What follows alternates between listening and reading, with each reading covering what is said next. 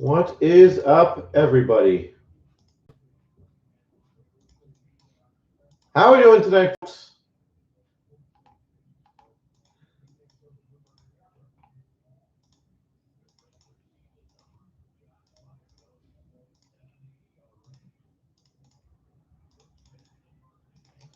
How are we doing?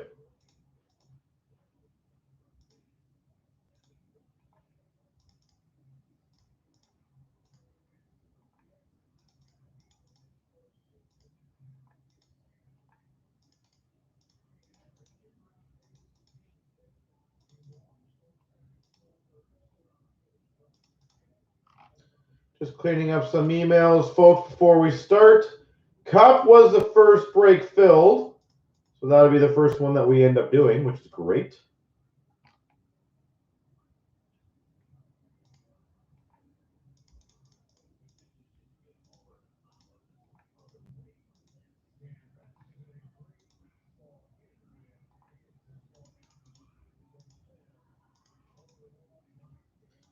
So hopefully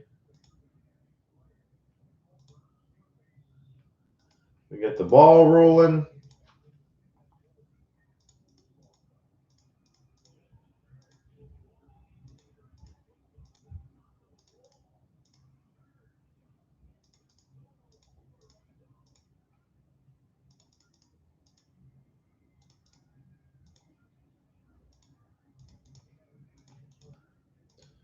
All right, so platinum's filled, cup is filled.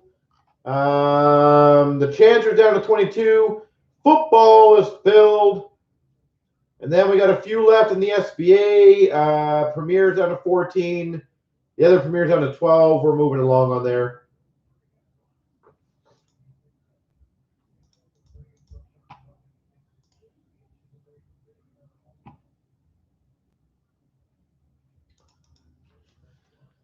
What is up, KJ?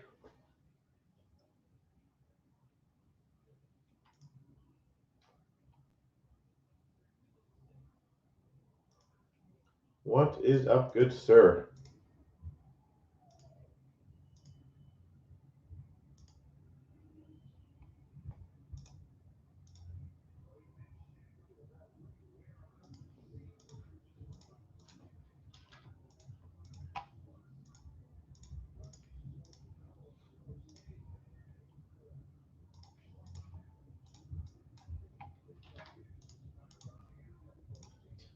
So cup will commence in about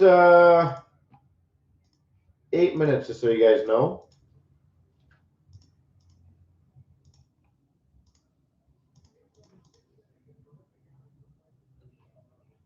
How be? Yeah, I am doing good, sir. How are you? I appreciate you making a visit to our online world. As I said, if you do have any questions, always feel free to ask. I'll try my best to answer whatever it is.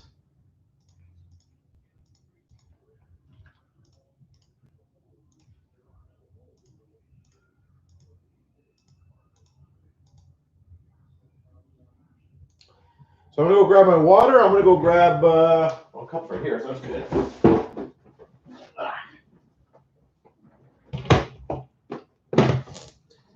And I'll be right back, folks.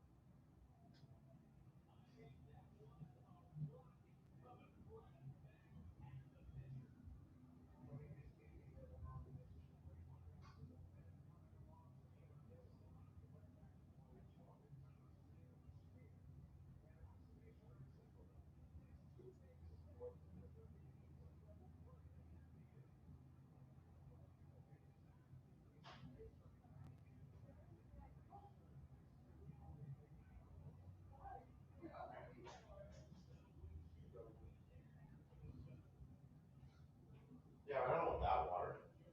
I think bad water. Yeah, I think literally you can probably get that. Actually, you might not be able to down. But anyway. With this. That's a problem, right? All right, ladies and gentlemen.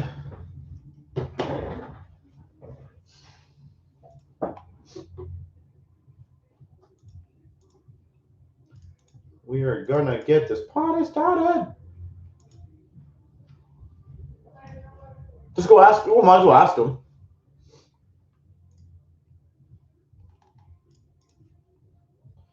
All right, so the first break of the night will be cup.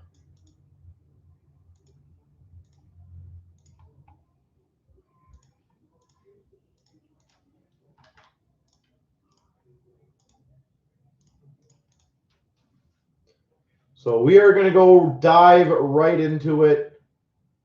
First break of the night. So I'm going to get that bad boy ready.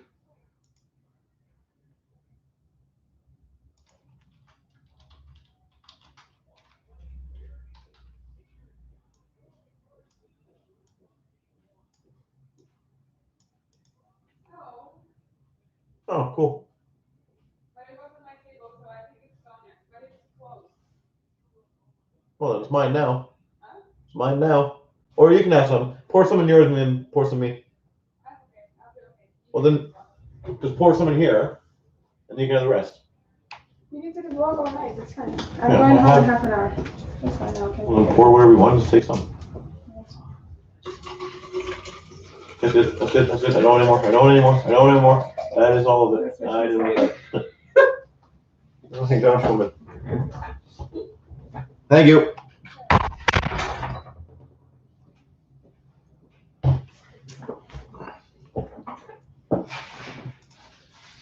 Okay, dokie.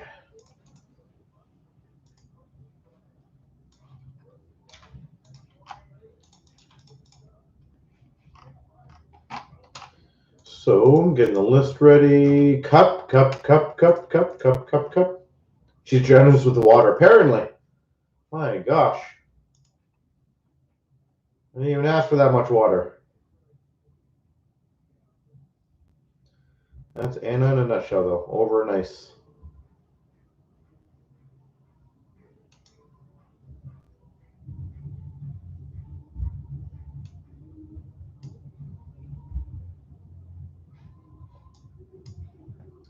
Native, where did you hear about that out of curiosity? I just want to make sure.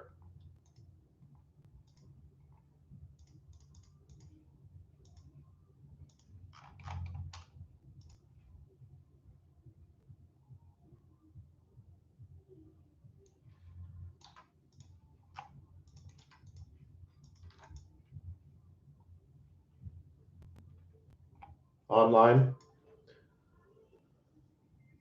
Yeah. Anyone happy with the World Series? Honestly, I'm not a big baseball fan. I don't really care who wins or loses. It was nice to see Kershaw get it, though.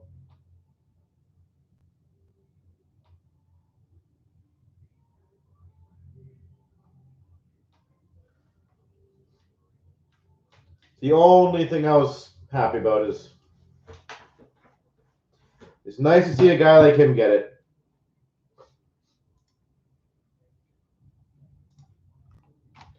All right, so I'm going to start the random, folks.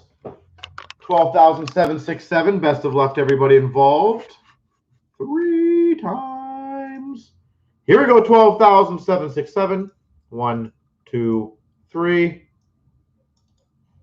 Copy. Paste. 1, 2, 3. Copy. Paste.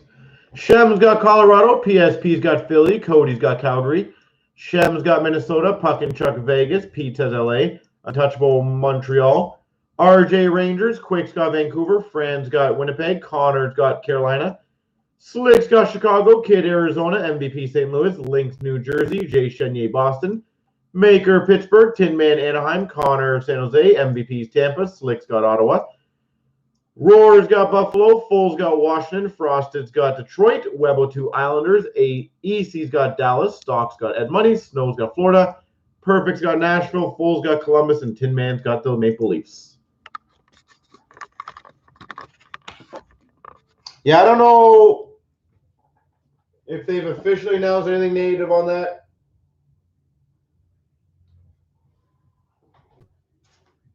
To be honest, I don't want to speak on that.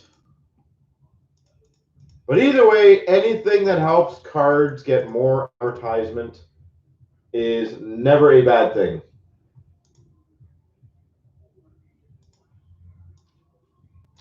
I'm always a big fan of that stuff, so.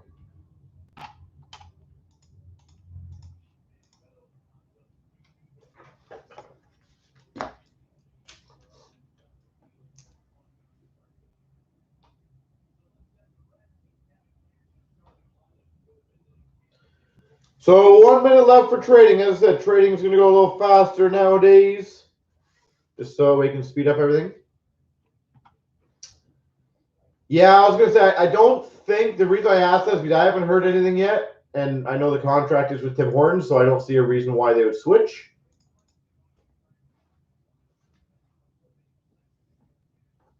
But it is very possible that Upper Deck decided to switch in the coming years. That is a possibility. Never say never.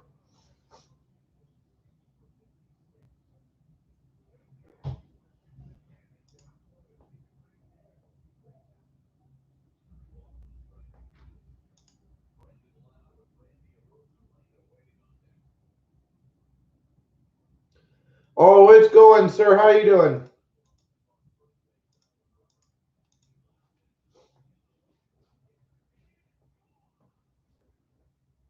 And by the way, here's all the links to the breaks tonight.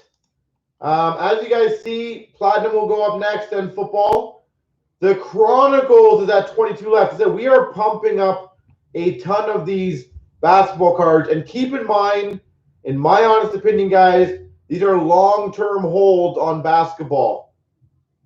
These cards in a year or two, I know, it's never necessarily fun to grab something right away and have to sit on it, but you're going to get significantly more money sitting on it than you would now. And that is what this is the whole point of why we're doing those, because we have them at the original price, so I might as well kind of get them out.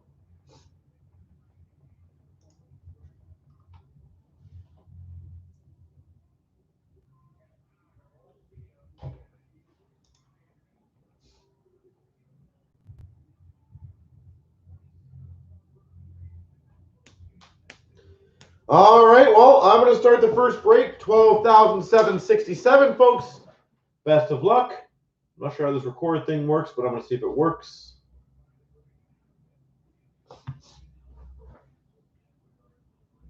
Here we go, starting off CNC break number 12,767. So I'm just trying to lower the volume there, but there we go. Hopefully that's a little better. We've got the 3-tin cup break. And according to Smash, there should be a case in here. So I don't know. Was the last 3 bad, or was it just like it was good just with no case hit?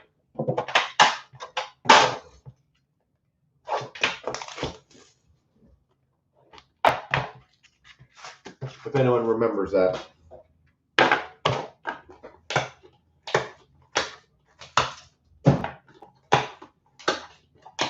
But half was okay? All right, fair enough. All right, start off 249 for the Flyers. Travis Konechny. T-Con. 249 for the Oilers. Kaylor Yamamoto. And what number? What's Yamamoto's jersey number, by the way?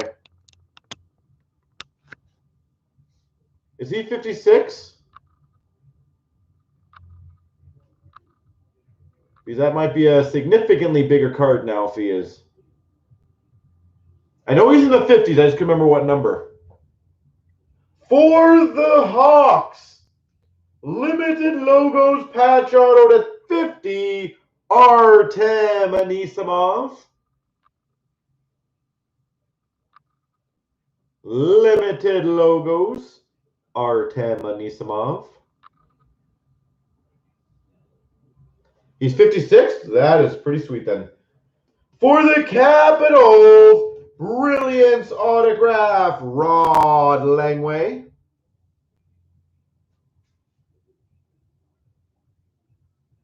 Rod Langway. For the Minnesota Wild, 249, Luke Kunin. Rookie patch auto, Minnesota. And the Rangers, that's hilarious. Numbered 11 of 249, Mark Messier.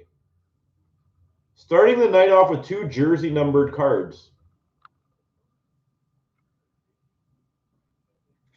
Native, in all honesty, you're not necessarily incorrect on that, but on certain player collectors, it's significantly more. Like I can tell you for Matthews, for example, it's generally 3 to 4 times more money. And someone like Yamamoto, I bet you that would at least double or triple that card, if I had to guess. So whoever has Ed money, don't let that card go for nothing. You'll probably don't undersell it. No, he is right though. On general players, it doesn't add much. It's on the bigger stars it does. He is right on the numbers though. All right, 249, Travis Konechny. I swear we just got him. For the Islanders, to 249, Josh Ho-Sang. 249, Ho-Sang for the Islanders. Nice patch. We've got a 24 rookie patch auto gold for the Carolina Hurricanes, Andrew Podorowski.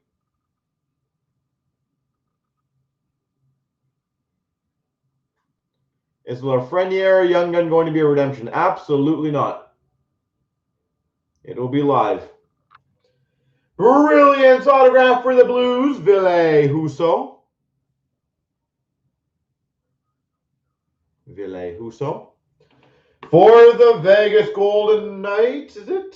No, Ottawa Senators, my apologies. Colin White. It is a Vegas plate, but the card says Senators. So obviously they put the wrong plate in there, so it is a Senators card. And we've got a 1 of 1 autograph base for the Blue Jackets, Sergei Bobrovsky. 15-16 Cup update. 1 of 1.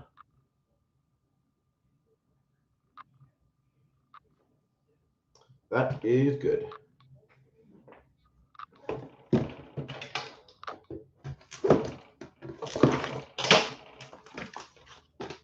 Well, I definitely don't think that would be the case hit.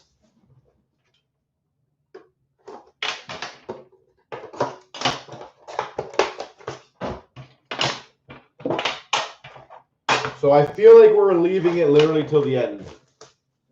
But I guess we will find out, won't we?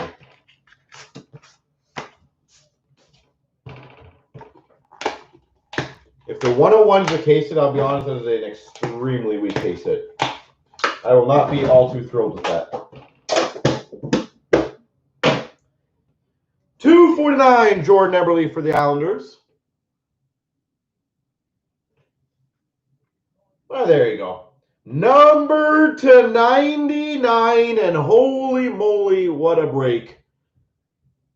3-color rookie patch auto for the Blue Jackets, Pierre-Luc Dubois. November 18th for Series 1. Dubois, 3-color, 99. Holy Columbus.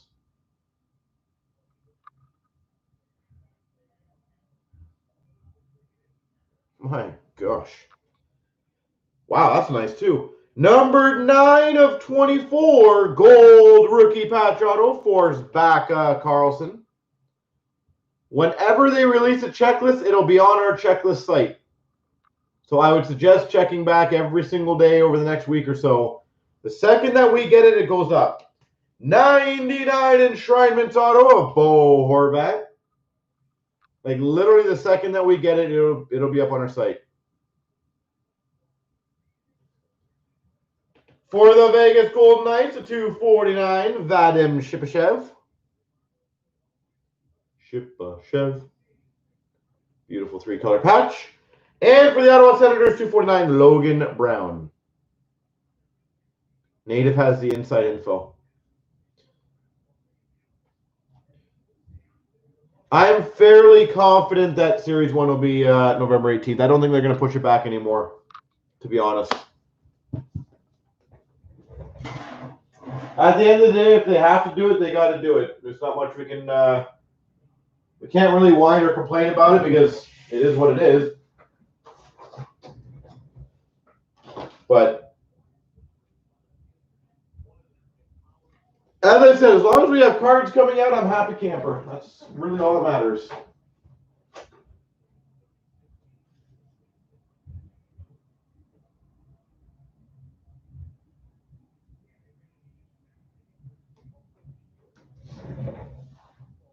All right, I'm taking a couple pictures, and we'll start some platinum, folks.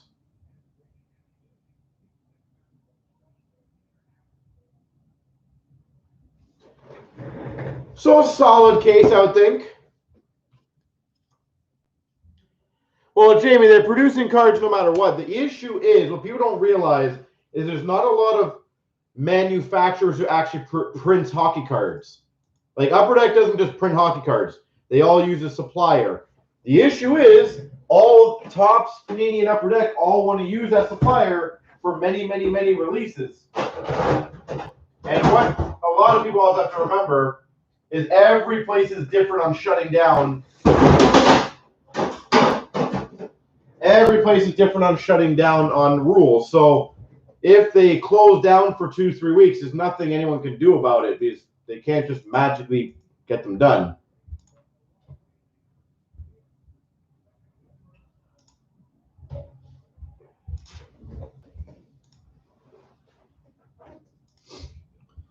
All right, 764. So as I said, like I understand to some extent some frustration from people that, okay, why is there delays? But I really hope people give zero hard times to Upper Deck in these kind of situations. There's nothing they can do to make it go faster.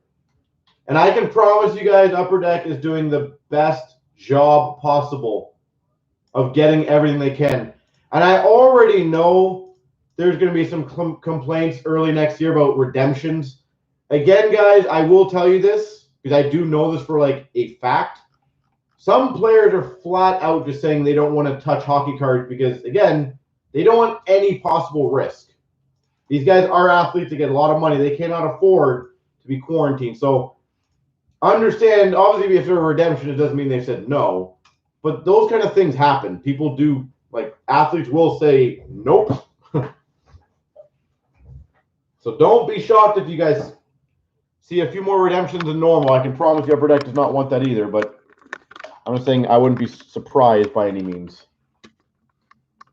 All right, here we go. 12,764 3 times. 1, 2, 3. Copy. Paste. 1, 2, 3. Copy. Paste.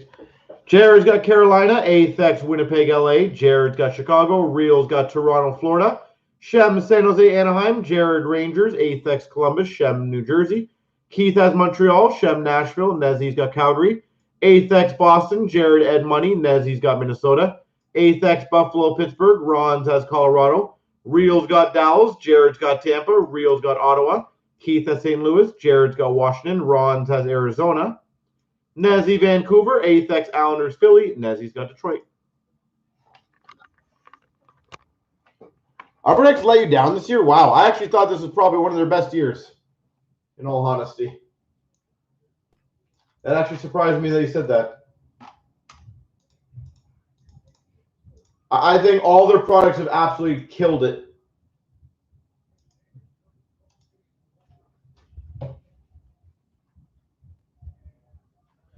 So I'll be back in 1 minute. We're going to start platinum and obviously more conversation.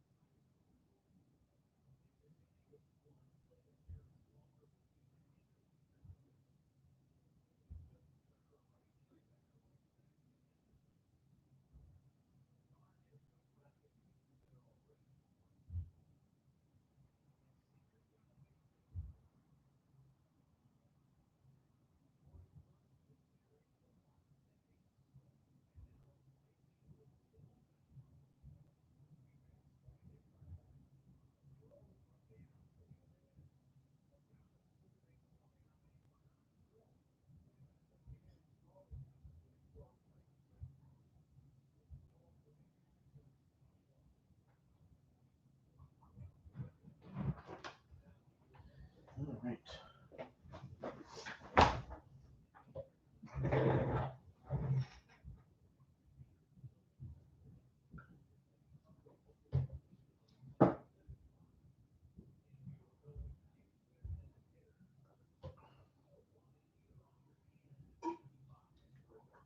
So native, I don't know if we've discussed this before, but things like that, and I know people, I really do want you guys to understand this. Things like that are not in the control of Upper Deck. And I know everyone wants to blame certain companies. So I will give you guys a quick rundown before I start the next break. The way it works, Upper Deck, Panini, and Topps will essentially go to these companies. And they basically will say, here's how it should be collated. The machines collate it. The problem is, if that company messes everything up, you know, unfortunately, Upper Deck can't literally open up all the product line and do it again. That's it's not even possible. But that's what you have to remember. Like, imagine this, native. Imagine me and you build a hockey product. So we send out, you know, we send out this product here, and they spelled autograph wrong on there. We have two choices. Now, obviously, that's a big error. If they spelled autograph wrong, that's not our fault. Like, that wouldn't be me and you fault. That would be they messed up. The thing is with SP Authentic, they did stand behind it. What a lot of people, unfortunately, blamed Upper Deck, and I think our guys would even admit this, is they saw one box with no autographs and said, shame on Upper Deck. But then if they saw the next box with 5 autographs, they ignore it. Well, Jamie, they did replace a lot of these things for people. So Upper Deck, if you had a receipt for a single box or 2 boxes, they absolutely took care of everybody with those. So there should be no one saying that they didn't take care of that product.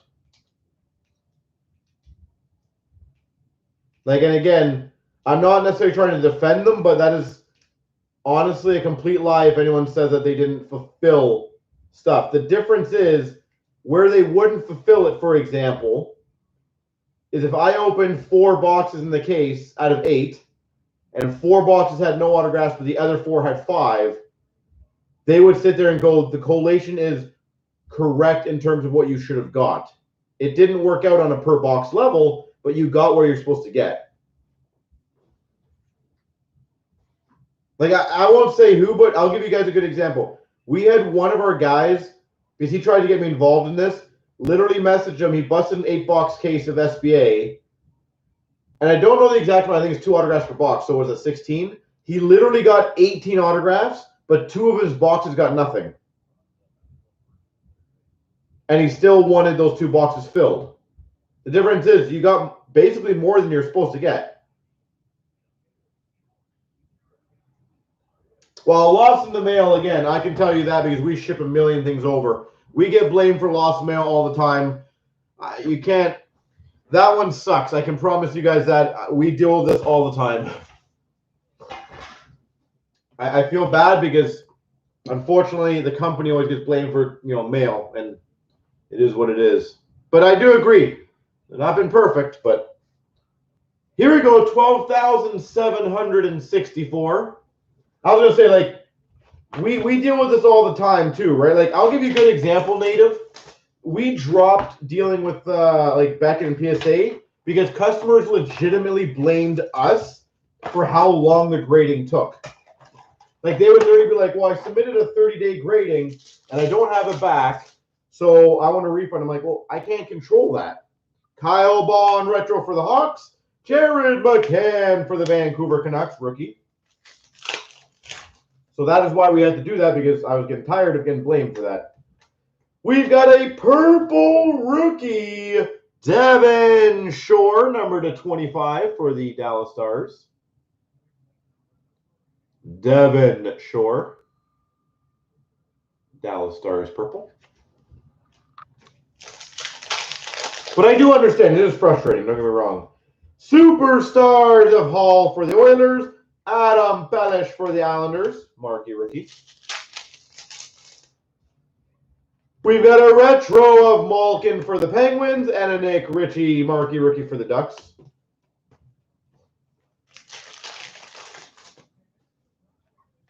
Retro of Poirier for the Calgary Flames. Kevin Fiala for the Nashville Predators. Yeah, I don't disagree. Rainbow rookie of Sprong for the Penguins.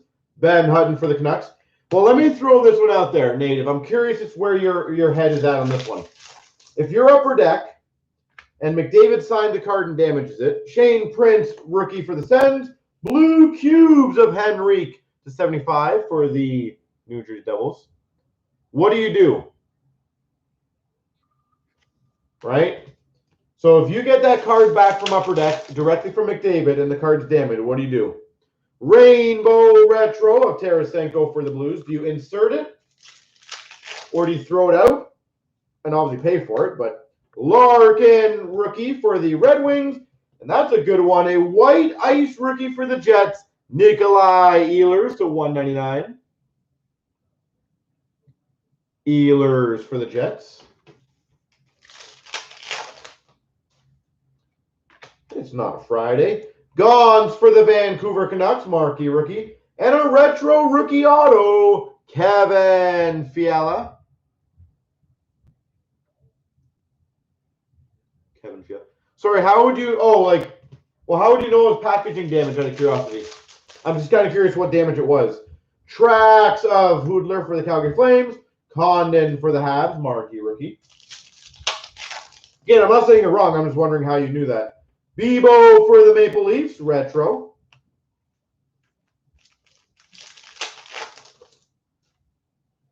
Tracks rookie of Sparks for the Leafs. Taylor Lear for the Philadelphia Flyers. Retro of Corey Perry for the Ducks. Matt Pwemple for the Ottawa Senators, marquee rookie. Rainbow of Shane Doan for the Coyotes. Jack Eichel for the Buffalo Sabres.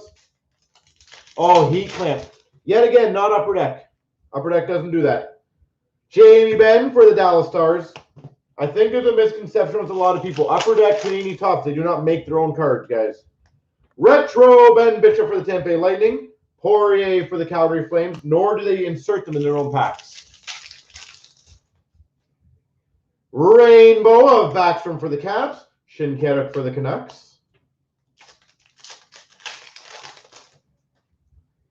Eric Stahl, Carolina Hurricanes team logos. Robbie Fabry for the Blues. Team logos of Carlson for the Sens. Team logo. I was saying that's all subbed out. You guys, that's not an Upper Deck thing. And the problem is they don't know because they don't open like. So Upper Deck will probably get a few sample cases or boxes that they'll open up, but it's not like they're opening up the whole entire product. And the problem is, once it's out like packaged, they have to go by what it is. Sadly. Rainbow of Larkin for the Red Wings. Rainbow rookie. Yeah, I don't disagree with that native. I've definitely seen some quality issues. Tyler Ennis for the Buffalo Sabres. Retro. And a Hellebuck for the Jets. Like, for all we know, native, team logos of Schneider for the Devils. Plotnikov for the Penguins. Maybe the company that you used to use got shut down with COVID or something. So they had to go with someone else. Like, we don't know that. Rainbow of Doug Weight for the Blues. Pavelski for the Sharks retro. It's a possibility. We got a Datsuk retro for the Red Wings. Devin Shore marquee rookie for the Dallas Stars. So that could be a possibility. Rainbow retro rookie of Larkin for the Red Wings. Saros for the Nashville Predators. We've got a Lindbergh marquee rookie for the Rangers. And a white ice of Camilleri to 99 for the Devils. New Jersey. Unlucky. What team do you have? Rainbow of Kucherov for Tampa Bay Lightning. Max Domi for the Coyotes. Like, I can tell you some of the packaging companies that I knew built some, like, either supplies or went under for sure. Carey Price tracks for the Montreal Canadiens. Garrett Sparks, marquee rookie for the Leafs. Rainbow of Bobby Ryan for the Sens. Nick Shore, marquee rookie for the LA Kings. We've got a tracks of Nugent Hopkins for the Oilers. Rainbow of Gabrick for the LA Kings. The one thing I always look at, in all honesty, native, is this is probably one of their worst years on that kind of stuff. Retro rookie of Lindbergh for the Rangers. Parayko for the Blues, marquee rookie. And I don't think it's a coincidence that it's 2020. Like, things are a bit messed up. Hardman for the Hawks.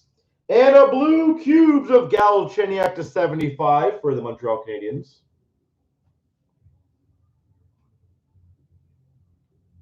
Blue cubes. Retro of Quick for the Kings. Bertanen for the Canucks, marquee rookie. Seismic gold for the Dallas Stars, Tyler Seguin. Like, maybe they have to go faster in production. Who knows? Like, I just think, I don't think it's a coincidence that the 1 year that the roller marks and all that stuff's a little more dominant. Keenan's for the Vancouver Canucks retro rookie. Is the 1 year it's 2020, where everything's messed up. Stanislav Galiev for the Caps. And a gold, seismic gold rookie auto, Jordan Wheel for the LA Kings. Jordan Wheel. Team logos for the Rangers of Rick Nash, Nick Patan for the Winnipeg Jets. And we've got a team logos of Stamkos for Tampa Bay Lightning, Subban for the Boston Bruins. There we go.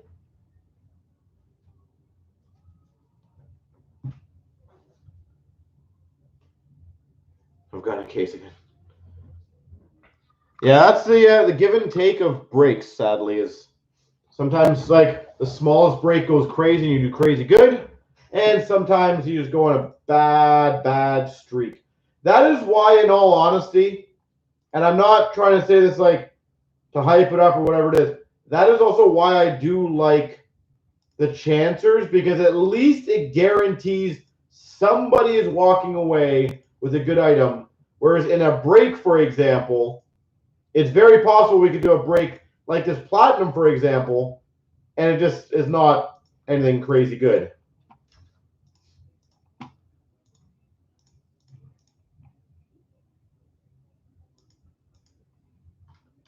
So stuff like that's always possibilities.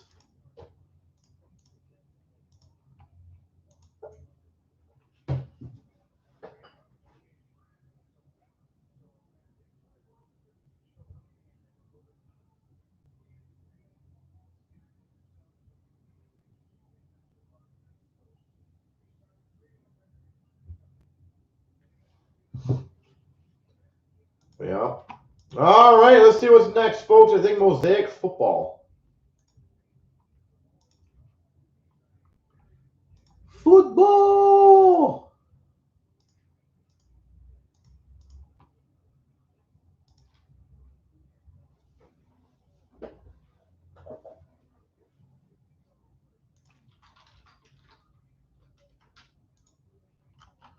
So give me 1 second.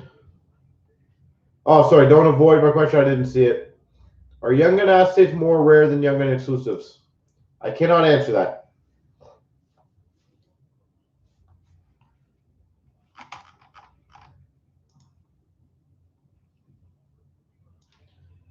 Those are kind of questions that are not answerable by me. Nor will anyone answer that question at Upper Deck, I can tell you that.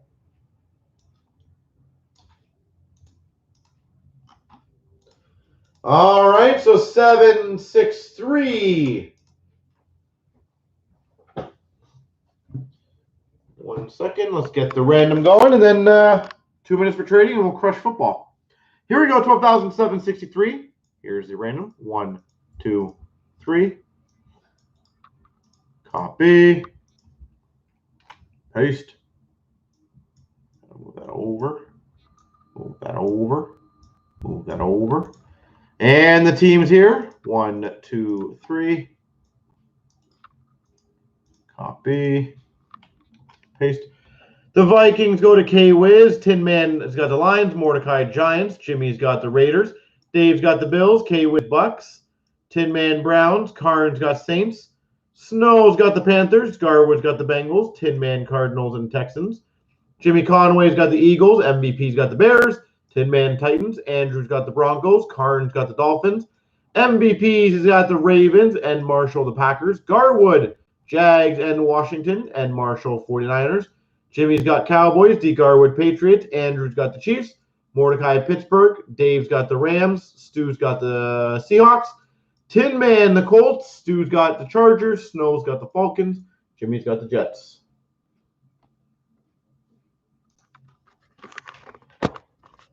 All right.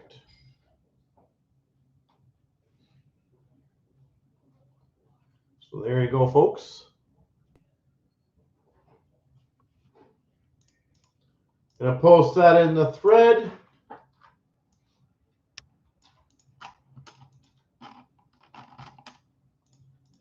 And then football will be up. Right back again.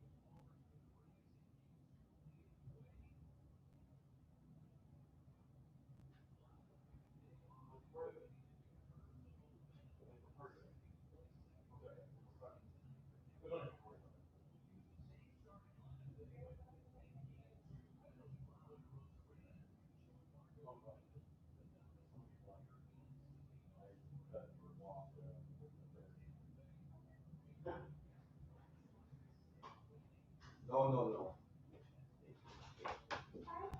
Ciao, ciao. Maybe I'll see you tomorrow, maybe not, I don't know. All right. So let me know if there's any trades to report.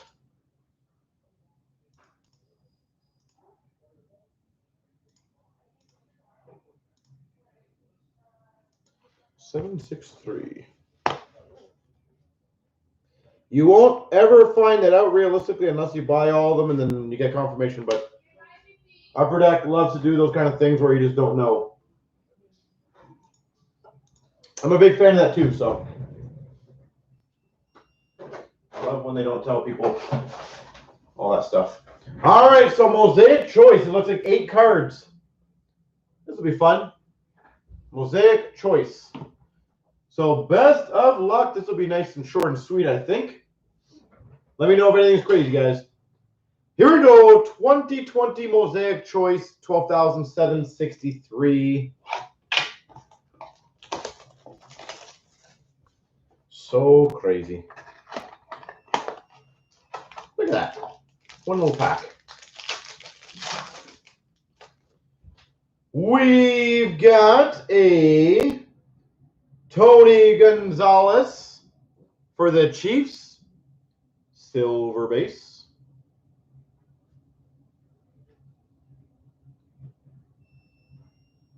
Silver base. Beautiful.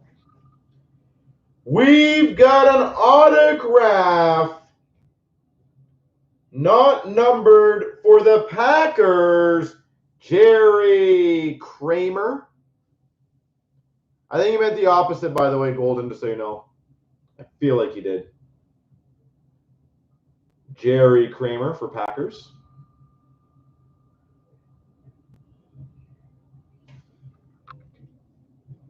We've got a number 280 Mark Ingram II for the Ravens.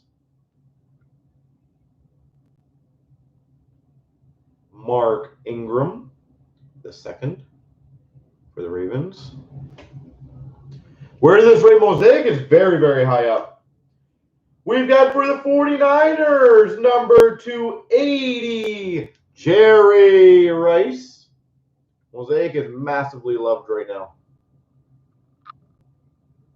Jerry Rice.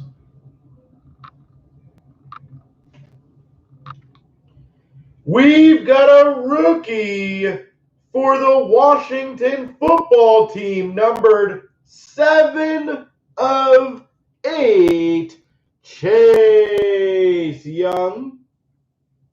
And again, I would recommend if anyone wants these graded, probably good to do them. Like, these are very good condition. 7 of 8, Chase Young rookie. That's a good name. We've got a rookie of Tua. That is one of the big boys. Tua, rookie. Probably one to get graded, I would presume. What's his last name? Honestly, I have no idea. I just hear everyone say Tua, and I'm going to go with Tua. We've got a rookie of A.J. Dillon for the Packers.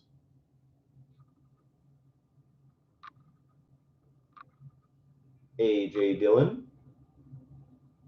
Beautiful cards, though. And a Hall of Fame for the Steelers, not numbered, of Troy Polamalu. There we go. Again, folks, I highly recommend if there's any cards you guys want to get done graded. These look in great condition. The Chase out of 8 and the Tua are 2 that I would think probably should. Does anyone like, are those, what's the value on those cards? Out of curiosity. Man, I drank too much water. Too much water today. Chase at 600. Holy jeez. Okay, that's a decent card. Good for, what was Chase? Washington, I believe. Holy jeez, I didn't think it was that much. Not so, but even so, it's $300, $400, $500. It's a decent return. Big hit, we're actually looking at doing a whole bunch of different things. So, actually, I might as well throw this out there just for, in all honesty, folks. I don't want anyone saying anything negative. We are just trying to expand things. If we were ever to do a chancer for Pokemon boxes or singles, like big singles, big boxes, do you think there's a home for that, whether it be big or small? And the reason I ask, for example, is we've had a lot of our actual members call us and ask us about Champions Path or whatever it's called, Elite Trainer Box. Do you think that would be something of interest to you guys? In all honesty, like, do we have many guys who collect that, or is it probably a dead end?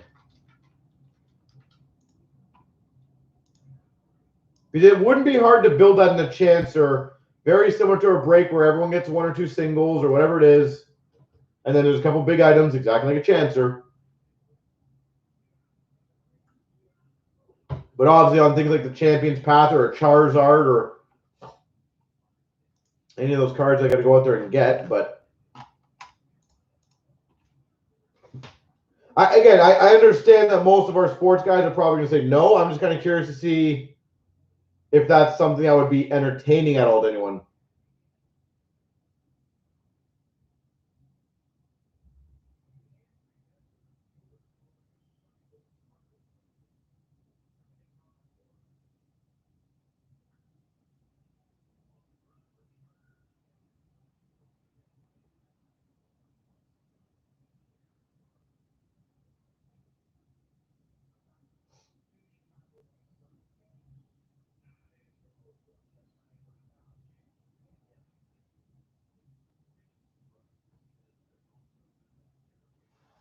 All right.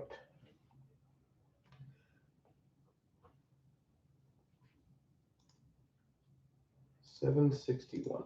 Like, that's the thing is we've actually had quite a few of our guys start opening Pokemon. That's why I was kind of thinking about it.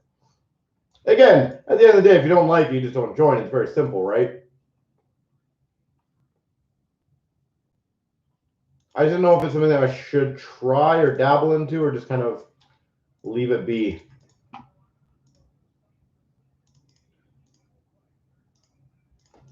And here's another question as I'm getting the random ready, by the way. Do you think it'd be fun to do a bigger or like, you know, value chancers, but with multiple big sport items in there? So, for example, and again, don't quote me on like prices, guys, or whatever. But let's say like a 100 spotter, and it's going to have like a McDavid autograph, a Zion rookie, and a Dominguez autograph. Like stuff like that. Do you think that would be fun to try?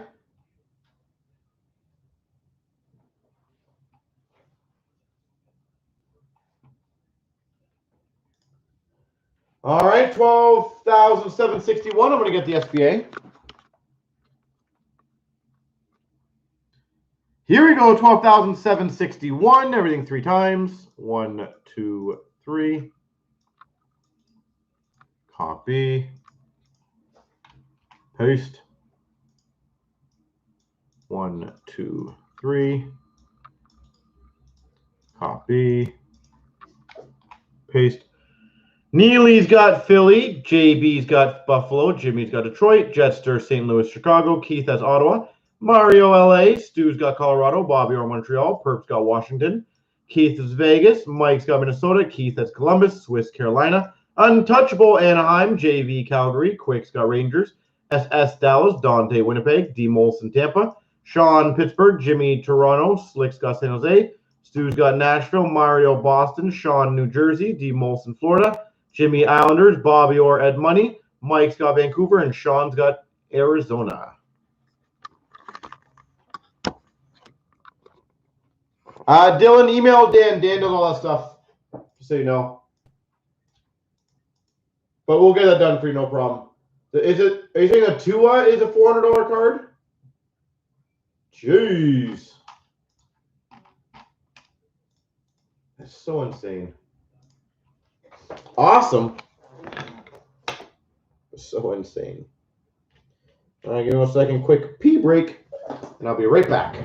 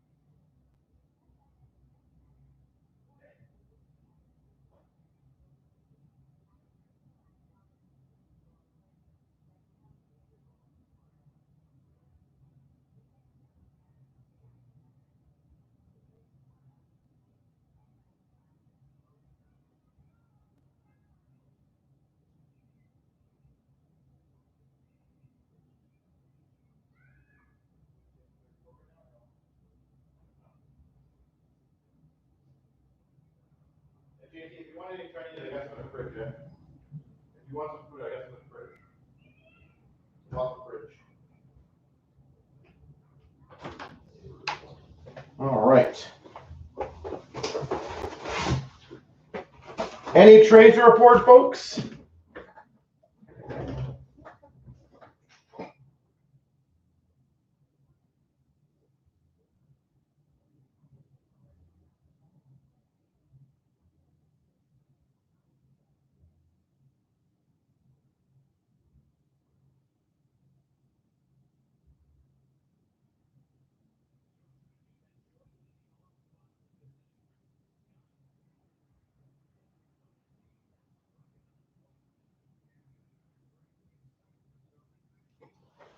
All right, so any trades or are we just ready to rock and roll?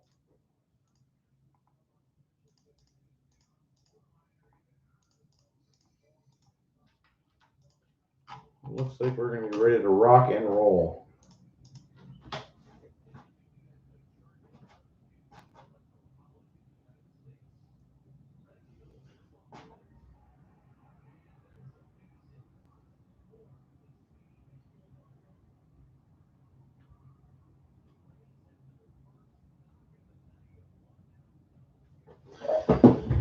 All right, good luck. 761, I think.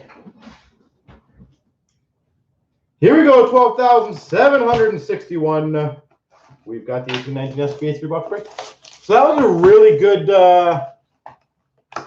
really good Mosaic choice boxing, wasn't it?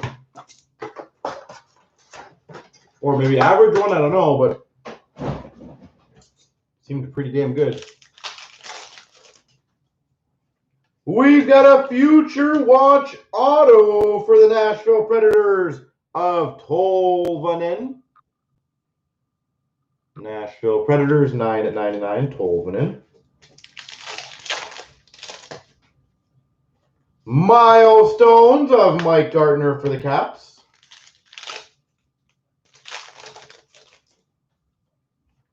Update for the Anaheim Ducks, Daniel Sprong.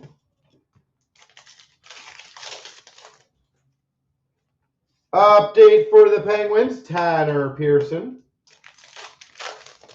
What is up? How you doing? Milestones of Barber for the Philadelphia Flyers.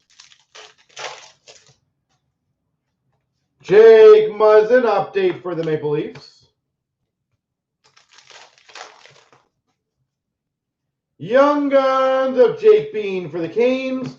And number to 100 exclusives for the Tampa Bay Lightning, Nikita Kucherov. Thumbs up all the way. That's what I like to hear. We've got a moment of Besser for the Canucks. Retro of Monahan for the Calgary Flames. Hurdle red for the San Jose Sharks.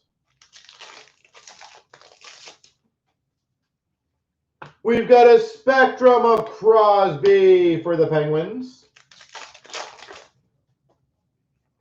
Stamkos milestones for the Tampa Bay Lightning. Jack Eichel for the Buffalo Sabres red. So Golden, I have a question for you and anyone else who wants to answer. Nice. Spectrum Future Watch Carter Hart. Carter Hart, level 3.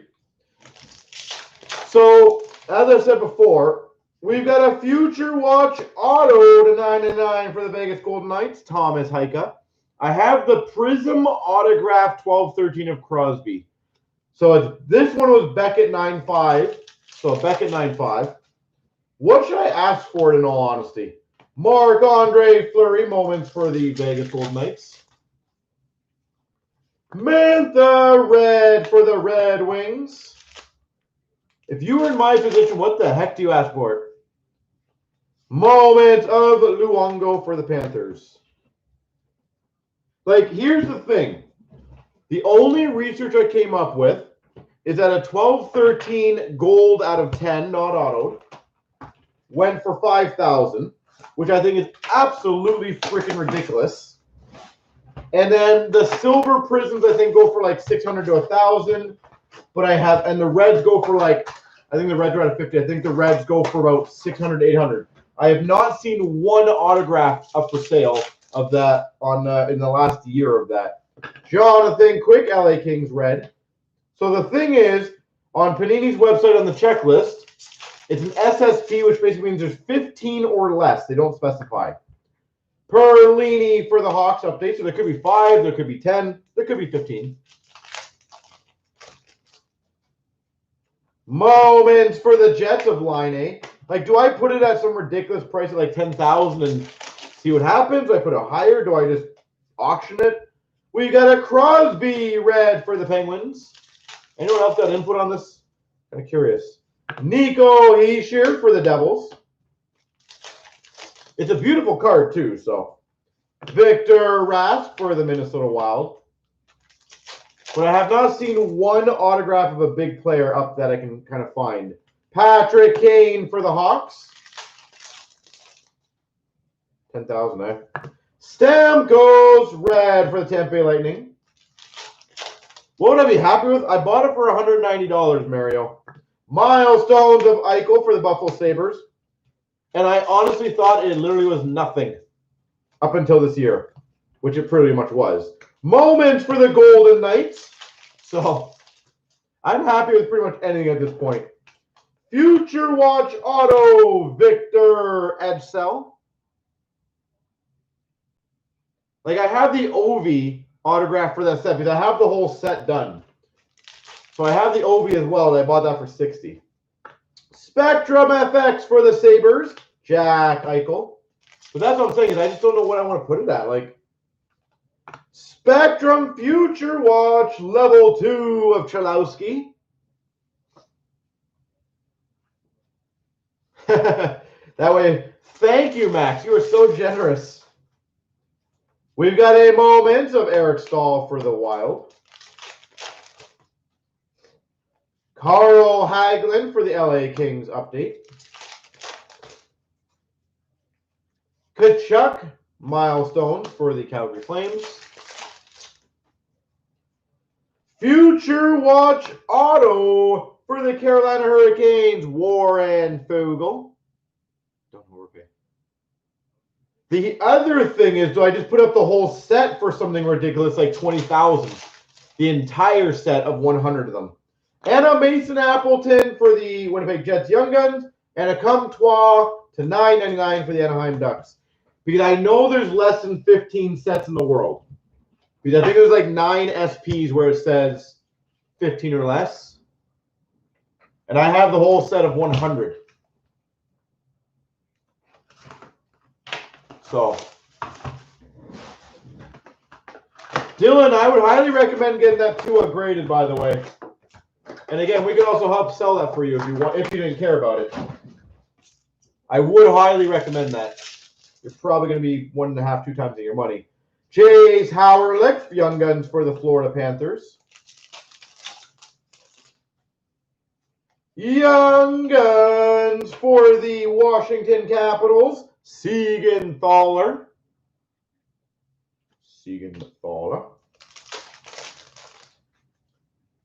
Spectrum Future Watch of Lajoie for the Sens.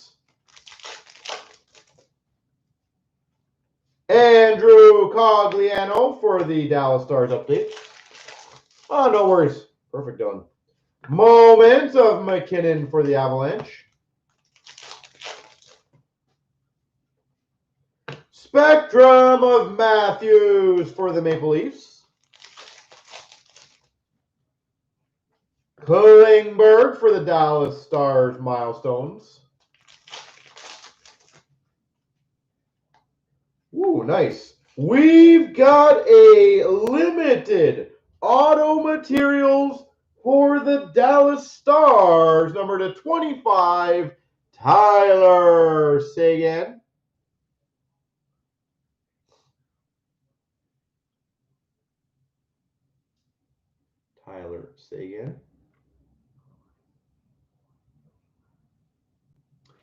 Yeah, and that is, well, here's the thing. I'm pretty sure we opened that last time when we gave it to the Sens. We got an Eichel for the Buffalo Sabres because at the end of the day, we got to go with the logo on the back of the card. Dylan Strome for the Chicago Blackhawks. Milestones of Lafleur for the Habs. We've got a retro rookie of Kachuk for the Sens. It is a bad, or not a bad situation. It's an unfair situation no matter what. Morgan Riley for the Maple Leafs. Colton Parayko, red for the Blues. I said I feel bad either way, sadly, on that. Red of Draisaitl for the Oilers. Milestones of Crosby for the Penguins. Sidney Crosby All-Star for the Penguins.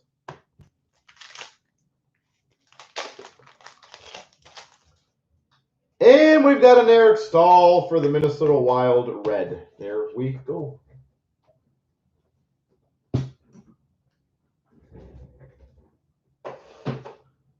Yeah, like I said, I don't disagree with you, Edward, on that. It's just, like, you know, our rules essentially state on cards.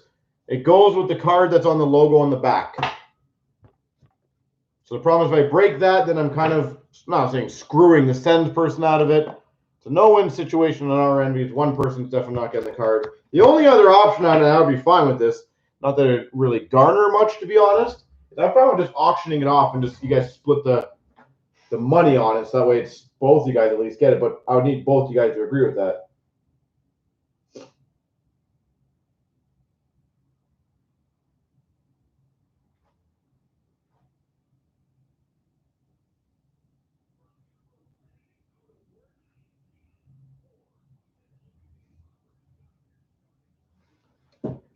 All right.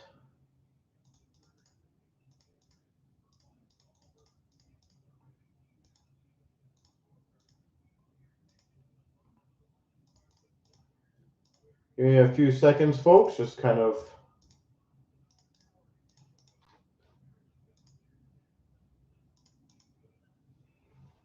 But I said, I do feel bad on those because it's one of those situations that no matter what I won't say we look bad, but one person's going to feel like they're not getting the right end of it. And the only option I could ever really see on those kind of situations are sell and split, but at the end of the day, then it's kind of still going against our rules per se.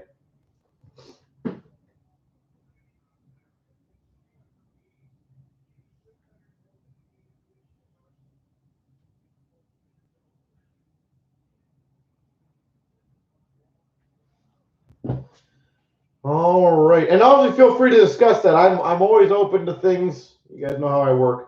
So right now, folks, we have 18 left on the basketball chancer, 25 left on the McDavid. And remember, keep in mind, guys, the McDavid is a rookie year jersey. Surprisingly, that jersey sells for about 150 to 200 US.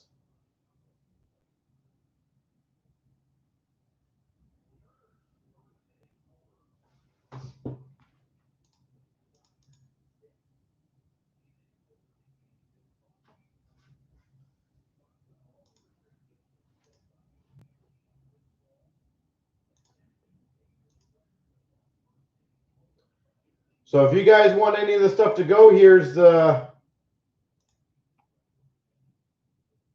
sets of what? Oh, I was saying the Prism, Justin. So Golden, in your opinion, not that you have to even help me out or anything, and of course anyone else, would you list the entire set as a set just to get rid of it, or do you list just the Ovi and the Crosby? Because here's the realistic thing. All the other autographs, like the Jaden Schwartz and the Keem Alius, they're not going to ever sell. And if they do, it sells for a couple bucks. So that's what I was saying. Like, is it worth it to sell just as a set?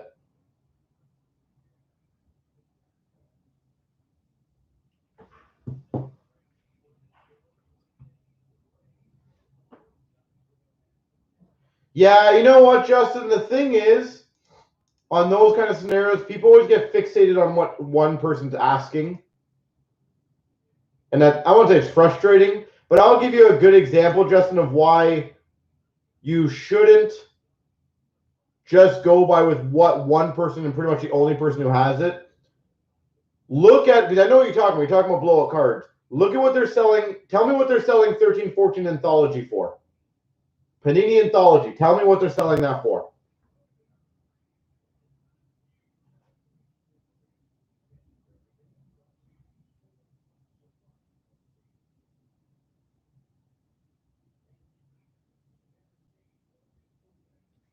If I remember correctly, and you can tell me the exact number, I thought it was 329, 349, 3 something 9.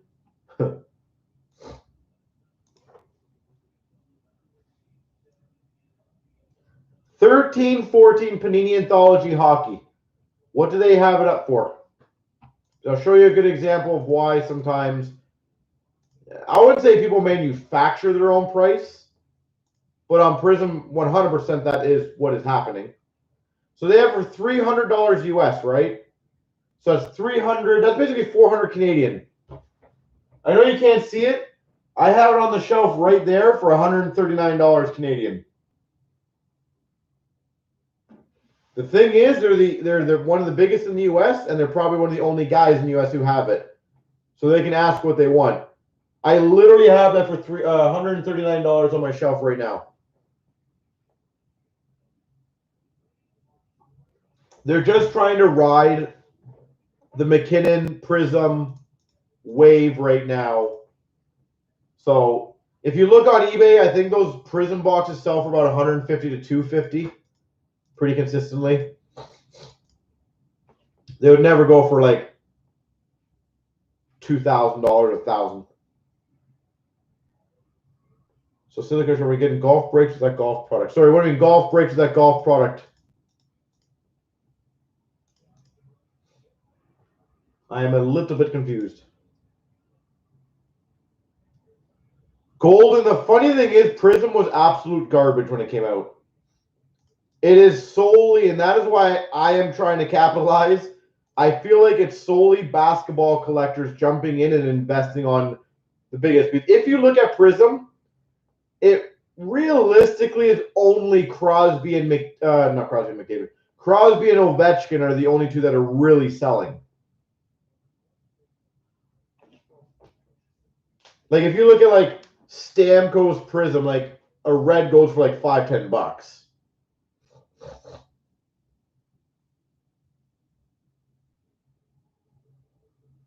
So I feel like it's just blind investors that legitimately are just paying crazy money. And that's what I was saying is like, what do I put the autograph for? Because honestly, I feel like it'd be one of the first autographs since COVID made Prism go crazy of Crosby up there. So people might look at that as like the holy freaking grail of cards right now, which is hilarious. That's what I'm trying to figure out. What do I do with it? So, by the way, we have 19 left in the Chronicles Basketball Chancer, 24 in the McDavid, 10 left in the Premier, 8 left in this year's Premier, 11 left in the Mixer, 14 in Diamond, 14 in Ultimate, 13 in Clear Cut.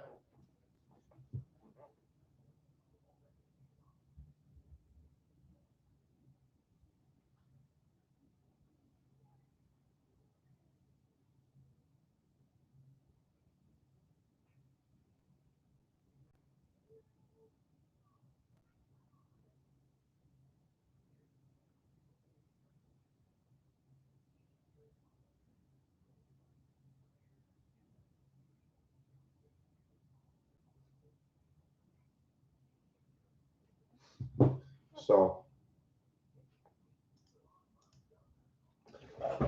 give me 1 second, guys.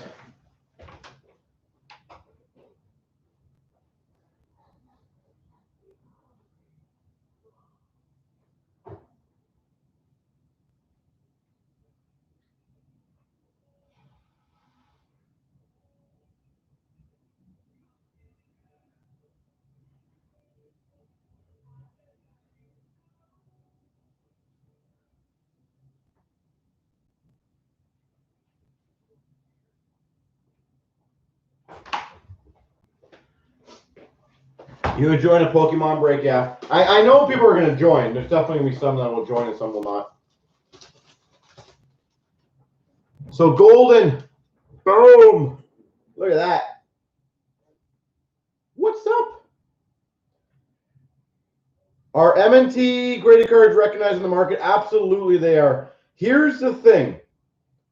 It depends, in all honesty, what you're selling. In hockey, they're doing very well. I feel like basketball, baseball, football, they got to catch up a bit because the Americans don't like Canadian companies. I will also tell you, Pokemon and Magic, they are murdering it.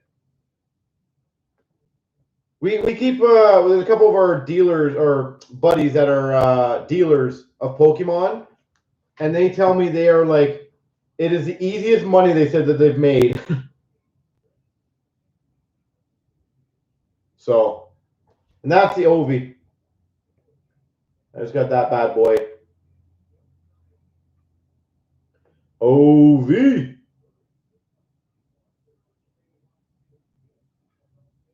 So, autograph.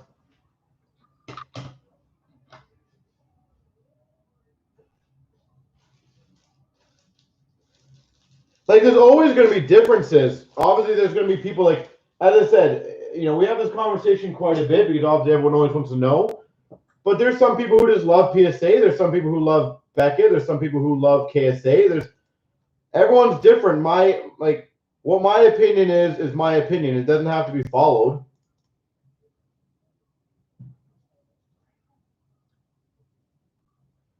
Justin, here's the thing. Name me any company on the face of this planet that doesn't get bashed. I will tell you from my personal experience of starting a business, if there's negative talk about it, but more positive talk, you're doing the right things. I'm sure you guys are all well aware of this. There's a lot of people who hate us. right? So there's many of you guys who have dealt with us for 5-10 years and probably could have nothing but great things to say about us. There's the exact opposite people who just hate us. So at the end of the day, I can guarantee you, yeah, we're so evil. The thing is, what I love about some of these people, and I truthfully mean this, is they'll bash MNT, but they'll say, well, PSA is too easy. They hand out 10s like candy, and Beckett and PSA are so long on grading, but they're okay with that. Like, to me, it makes no logical sense, right? Like, why would you, to me, the one example I've always used, I find it funny that I feel like if you guys, imagine if you bought Series 1, a box from me, and then I shipped it out 5 months after I was supposed to, and I said, sorry about that, guys. To me, I just don't understand how that people can give any credit to that. Do I own shares? If you pay attention, Hula, I own everything. So yes. We have been a dealer for M&T Asmo, just so you know, for I think 3 years now. And we've done probably, if I had to guess, 7,000 to 8,000 cards through them.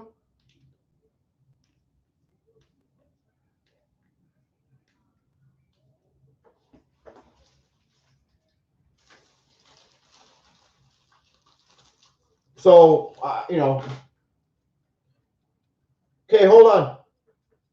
Justin, I'll give you a good example. So, insist that M&T slabs come apart. I can tell you this because I do know these things, but I also talked to KSA and I talked to Beckett about this before. They all use the same machines to slab the cards. PSA, I think, is the only one that has a different one. So coming apart is not possible. Like, I think there's sonically welding or whatever it's called. In terms of moving around, here's a Beckett card, folks. Listen. Can you hear that? The card's moving in there. Oh my gosh. Cards move. This is literally a Beckett card that my card moves in. And I don't even have to move it that much. Every single card company has cards that move. And I'll tell you the reason why is because every card is not the exact same cut. I've literally opened cards and I hold them here and I can literally see, like, hold on, let's see if I can do this quickly. You can literally see some cards. I don't know if I can actually show the angle of this. I really apologize if this sucks. You can literally see here, some cards are thinner than others. That's just a card. There's some cards that just are not cut the same way, and that's going to happen.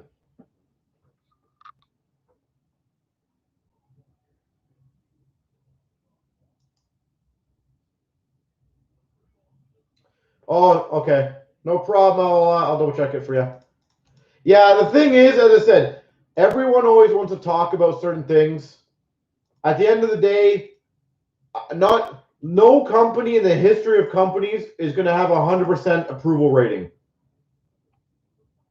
It's not possible. Literally not possible. And here's the thing. If that slab truly did get mangled, we've had times, for example, Justin, I'll tell you this. We've had times that we've got a shipment in from M&T and the slab was cracked because of shipping. You know what they did? We sent it to them again and they re-slabbed it for free. I do not think Beckett does that or PSA does that. So that guy who's whining about it comes across like apart. Like, I don't understand. Like, you realize not every single slab in the history of slabs is going to work. Yeah, that's why I always say, unfortunately, people always like to just kind of bring down the good stuff in the hobby. Hula, I don't think it takes the U.S. market to work, in all honesty. I can tell you when we started, we had a lot of Americans who did not like us just because we're a Canadian company. Like, no BS. And anyone who was with us 9 or 10 years ago, we literally would go online, they're going, you guys are not as good as Blowout or DA. And I'm like, we're not trying to be as good as them or even comparing. But they would just base us off of other people. So my thinking is their price is much better. They don't, there's no, like, they don't miss their deadlines, and they're very fair graders. Honestly, like, I don't see the negatives. And the funny thing is, again, I've had this conversation how many freaking times. It's funny how many people would mention, yeah, but a Beckett one, and again, this is hypothetical. A Beckett card sells for 100 and theirs sells for 80. Sure. What did you pay on the Beckett card? What did you pay on the M&T card? I bet you that difference is more than 20 bucks. It's funny that people don't talk about the output. They just talk about, you know, what a card goes for. Because I looked it up because we were looking at, like, what a submission would be. And literally, guys, I have the paperwork. So this is no, like, I'm not lying to you guys. I'll see if I can find it, actually. So this is not me just blowing smoke. We do look into other companies. I did my research. I wanted to see if we could offer the service up. So just to give you guys an example, I wanted to see if I could truly offer the service up and make it feasible for customers. But here is the submission form that we got. Now, for those reading this, obviously I'm more than happy showing that. Basic, if you read it, option number 3, or sorry, let's go option number 1. It's $22 US a card for a 6 to 7 week service. Once they get it, you have to pay $15 return shipping. So you're basically at $37 US, and you have to declare a value for insurance, a minimum of $10. So at minimum, you're at $47 US for one card. And if you submit 20 cards, you're at $46 US a card for 7 weeks. Now, I don't remember the exact number off the top of my head. I believe M&T 30 days is $22 Canadian. So 47 times the exchange rate roughly is 62 minus 22. That is a $40 difference on getting a card graded right off the start. So imagine if you send in 3 cards that are $100 cards. You're literally spending $120 more on 3 cards to get graded. To me, I don't know. It's funny how many, I would say, customers ignore the fact that they're paying that much more for Beckett. And again, for those who want to maybe rewind or whatever, you'll see, I think there, what was it, the 1 week option or whatever it was? How fast was it? I'm trying to remember that one. I apologize, guys. I literally closed it. Shouldn't have done that. Their 1 week option, if I remember correctly. Oh, no, sorry. My apologies. Look at the bottom number. For 1 month, so 1 month, $55 US plus tax, insurance, and the declared value. So you're basically spending with a 70, you're spending $80 for a 1 month grading turnaround. US, so 1 month, $80 is $105 Canadian. 1 month for M&T is 22. You're literally spending $80 more a card to get it sent out for a slower service. And you are correct, you see me. Their 1 month is generally not 1 month. It's like 5 months right now. So that's what I'm trying to explain. So you're basically getting a 5-month service for $100 Canadian versus you can get a $22 service for 30 days. It's actually on time and it works. That is why it blows my mind when Lafreniere's Young Gun comes out. I don't know why anyone honestly would go with Beckett right away. You guys could have those cards the fastest on the market. You will kill it if you go with M&T. You honestly will kill it. 20 days, 3 months, yeah. A perfect 10, I have seen, sorry, I've seen a 10 label. I don't know if I've seen a perfect 10. Let me see if I can find a picture. I thought I inquired about that way back in the day, and they looked freaking awesome. One of our customers got a 10. I believe the Stripes Flyers. I don't know if I was supposed to say that or not, but one of our customers, Stripes Flyers, got a 10. And honestly, guys, it looked freaking super slick. I just don't know if I have a picture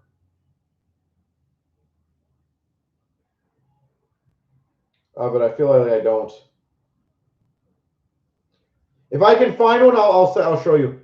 It's a black, but it's got like a nice shimmer to it.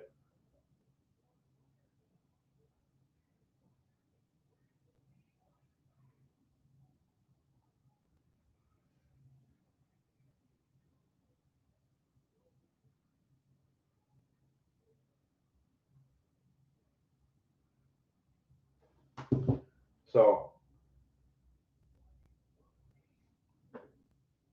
yeah, as I said, like, at the end of the day, guys, everyone's going to have their opinions. My only recommendation I've ever had, and again, we're a Canadian company. We deal with them. They're Canadian. They do a great job. My only recommendation I've ever had is try them out before you start, like, saying bad things. If your experience sucks, just like I always say, try us out too. If you don't like us or you don't like me, that's fine. At least you gave us a chance. But at least give them a shot and then try it out. The other thing I will also remind you guys, because I've seen people comment on this and it's hilarious. If any of you guys don't like the sleeves in the card, you can request to not have sleeves. They actually offer the service that you can sleeve it or not sleeve it. You just let them know. So there is, like, they do try to work with you guys quite a bit in terms of making sure that you're happy. So like, me personally, I don't like the sleeves really in them, so I get them unsleeved. But I think the look is nicer. Because I think it's a clearer look. And in all honesty, I don't care if the card moves around. They ain't getting damaged in there. If anyone thinks those cards are going to get damaged, whether it's this Beckett 9.5 I have here of Crosby, if you guys honestly think that this card is going to somehow get mangled inside this, it's not hitting any corners. Right? Like, it literally doesn't hit anything. It just goes side to side. How can you damage it?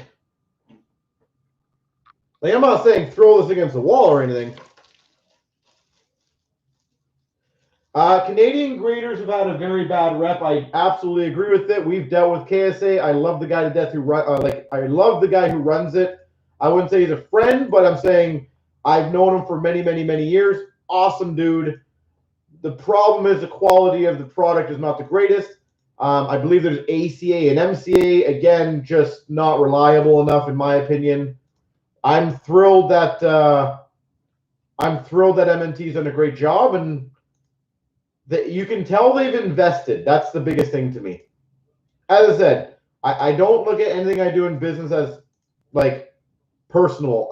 I love Nathan to death. I think that guy is such a great guy for the hobby. But if I'm doing business, I got to look at my business and what makes sense for us.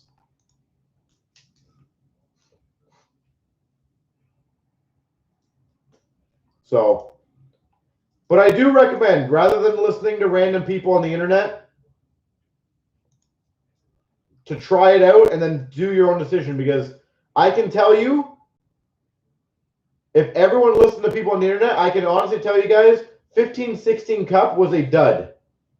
Because I know when Upper Deck posted pictures of 15-16 Cup, everyone said it was overpriced and is not going to sell. Good thing we didn't listen to those people, right?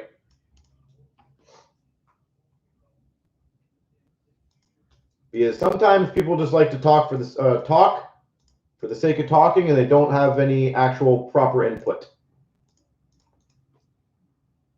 As far as I know, 15-16 Cup was pretty good. I thought it was pretty successful. Yeah, the golf product, I'm excited.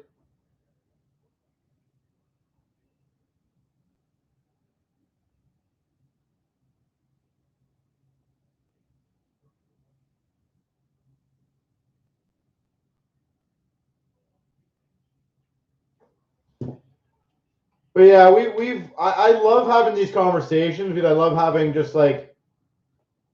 I love having people see what the real world of collecting sometimes is. As I said, we've had people accuse us of shipping everything in white envelopes. We've had people accuse us of what was it, backdooring product with Upper Deck. We've had people say that we've owned Upper Deck at one point. I apparently own M&T. The funny thing is, apparently I own M&T because we deal with them, and they're like an hour away from us. But I don't own KSA, but yet they're in Kitchener. That's kind of random.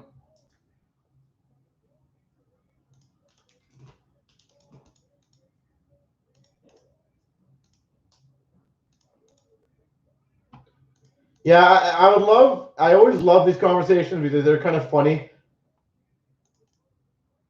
Because there's literally no benefit if Upper Deck gave me like all the best cases. Number one, I already ordered it. Why would they care what the heck I have in my cases at that point? Do I have money in M&T? Yeah. It's called good business with me. I get money from the gradings.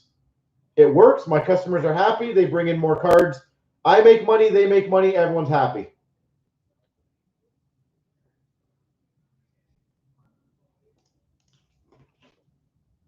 At the end of the day, for my business, all I ever care about are that my customers feel like they're getting treated the best. I do not want to sell them junk product. So if I have something that I feel is like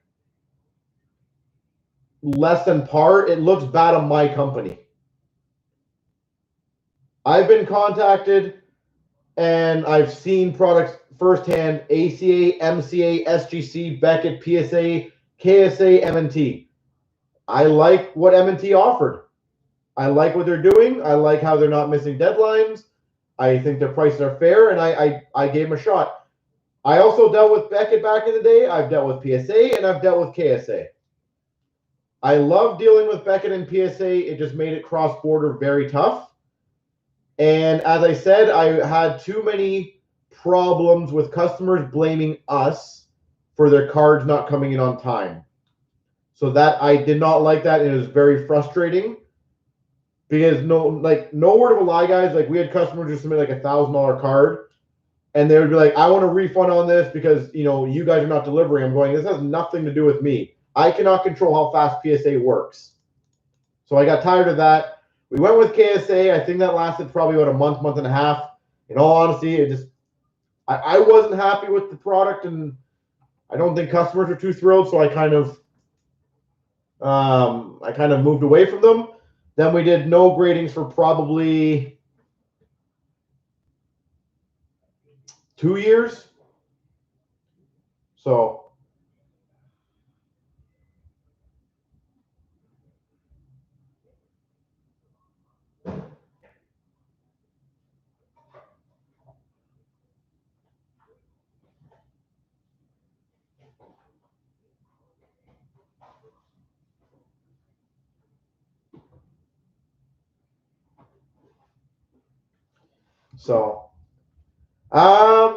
they were pretty reasonable back in the day for the most part. The problem is they just kept on moving it up and up and up and up, and to me it's weird because even, for example, Asmode is like at the last expo, it was M&T, KSA, and Beckett who were there.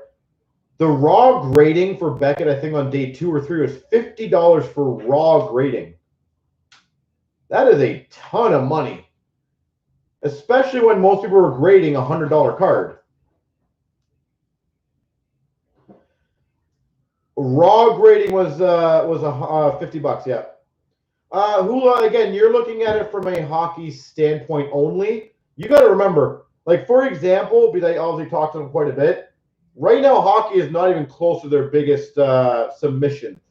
Pokemon is. It is a different animal. And as I said, sometimes we're like, we as in our hobby world, we're kind of blinded by certain things. Like, the one dealer that I know that he's opened a shop locally to where we are. He's a Pokemon guy. He submits probably 3 times the amount of cards that I do on a bi-weekly basis. But Pokemon's so much. There's way more Pokemon cards in the market than there is hockey. Like, a Pokemon dealer could literally open like 5 cases of product and get. Again, I don't know much about it, guys, so I'm just kind of speaking gibberish. But he could probably get like 20 Charizard cards. You get them all graded, and you're done. I couldn't open 10 cases and get 10 McDavids, no problem. So some of these guys in Pokemon, they're submitting like 2, 3, 4, 5, 600 at a time. Very few hockey guys submit that many. Very few. I think our biggest was 200. So just because we see one side of it type thing doesn't mean that's the only side. That's why I was saying to you, I bet you hockey's probably second or third on their rank. It's a different animal. It's crazy. Yeah, I saw that video of them opening the first edition. Too funny.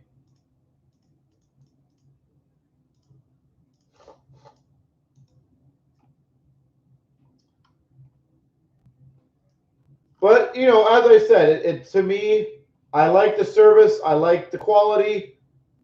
My honest opinion, try them out for yourselves. See if you like it. If you don't like it, there's your decision. If you do like it, now you know.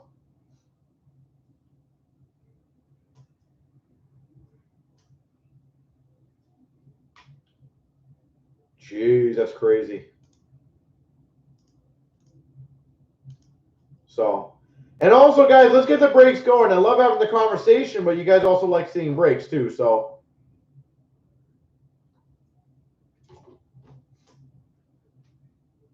got it back 6 months. Jeez, that's crazy.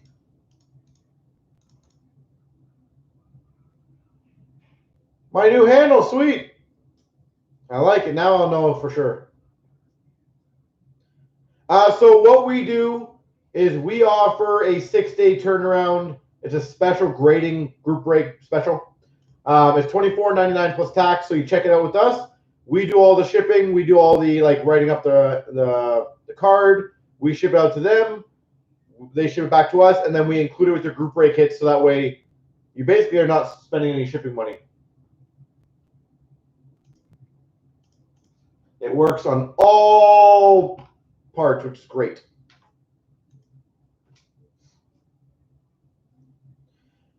How many days is it when you offer the discount special? When we do the $14.99, it's still the 6th day.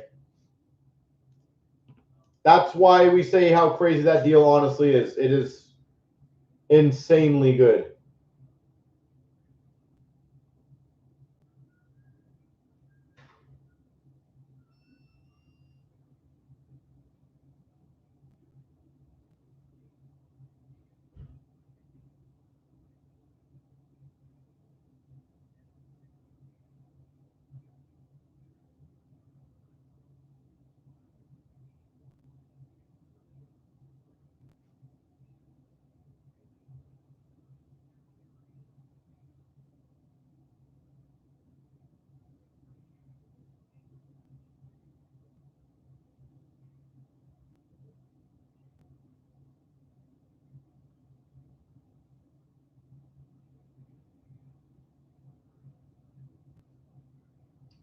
All right. So, Justin, if you send cards on what you check out at $24.99, just so you guys have an idea how it works. If you send us a card, when we get it in, we ship it out to them. Whenever, and this works for any grader, just so you guys know, it's not just MNT. Whenever they receive it, the next day is when day one starts for those graders. So whether it be KSA, PSA, Beckett, doesn't matter who. So what happens is we ship it out, just say we ship it out Monday, just say they get it Tuesday, day number 1 is Wednesday. Then they would have, let's say 6 business days, 6 days. So Wednesday, Thursday, Friday, Monday, Tuesday, Wednesday to get it out.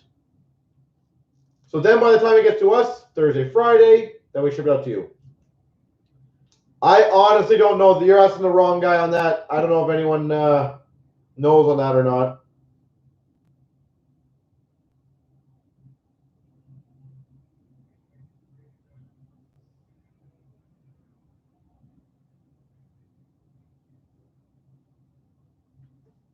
So what's the cheapest rate, longest turnaround? So 30 days, I think they go down to $13 if you have 75 plus cards. I think it's $13, 30 days, 75 cards plus.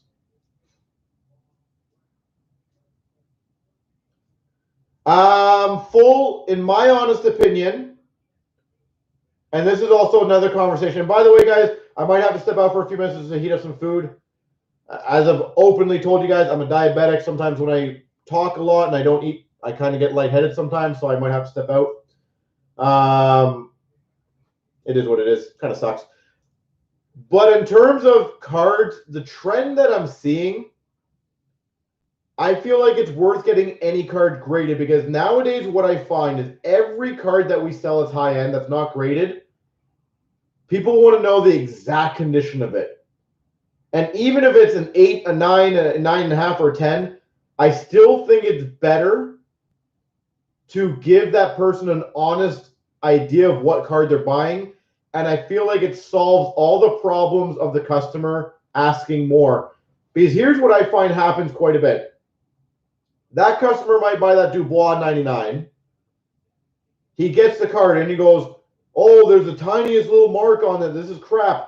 I want a refund, or I want a partial refund. The difference is, if that card hypothetically was an 8.5, you listed it up, it's an 8.5. He doesn't debate that. Every single card that we've sold through M&T or Beckett or PSA, there's no debates because it's graded. It's done. But again, Ryan, I do agree with you in terms of like, but people forget PSA, KSA, and Beckett have been around for 20 plus years. M&T, I think, is on year 3 or 4. In my opinion, with how far they've gotten in the last 3-4 years, considering, and here's the stat that I always love mentioning to people. How many of you guys, aside from me telling you right now, have heard of ASA, MCA, SGC,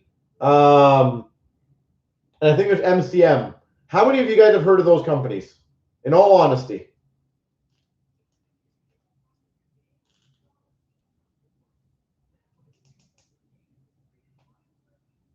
Okay, so you've heard of SGC.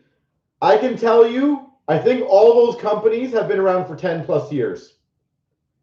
So you have not heard of ACA or MCA, and they've been around for 10 plus years, but most people have heard of M&T and they've been around for 3 or 4. What does that tell you? That's how you have to look at that. In my opinion, and again, I'm not disagreeing with you, Ryan, watch what happens in 5-10 years. Watch how they will slowly build their value and their credentials and all that fun stuff. That's what generally happens. So, you know, in my opinion, I think I'm shocked of how well they outsell KSA and most other graders handedly. And for a startup company to beat them, for some of these guys who've been out there for 15 years, that's crazy to me. That's crazy to me. That shows me also like that people do respect them quite a bit. The market is a very cruel place. And I will also tell you guys, no matter what some of you guys will ever say, and I'm not saying this in any rude way, sometimes an American is naturally just going to hate a Canadian company. They will never, ever support a Canadian company because they just choose not to. We've had that happen. We've literally had Americans tell us straight up, they would like to support us, but we're Canadian. It's literally, sometimes you just can't convince people.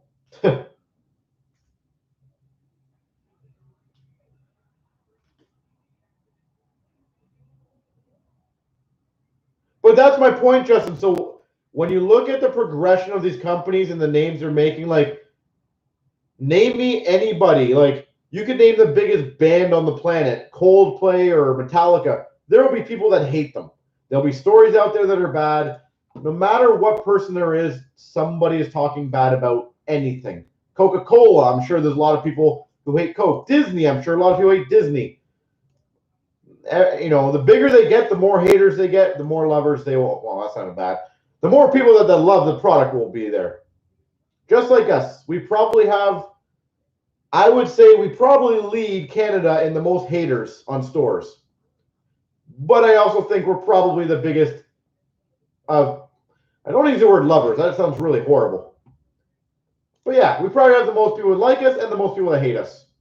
It is what it is. It's got to deal with that. And it premieres at 6, by the way. More than happy to get that one done next. Oh, yeah. We literally have people say they don't join breaks because they hate, like, a girl doing breaks. It's like, what? You're really that worried about it?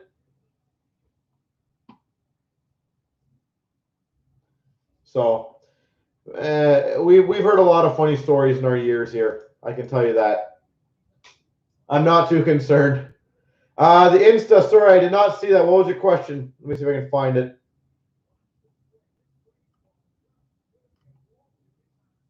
Believe it or not, where's the question? Sorry. I am perfectly fine with that. Ashley does a phenomenal job. I said she's probably one of the most knowledgeable females in hockey for like cards. It's incredible the knowledge she has. But again, I'm not saying this rudely, but there's definitely guys who just, it's a girl breaker. I can't deal with it. At the end of the day, it is what it is.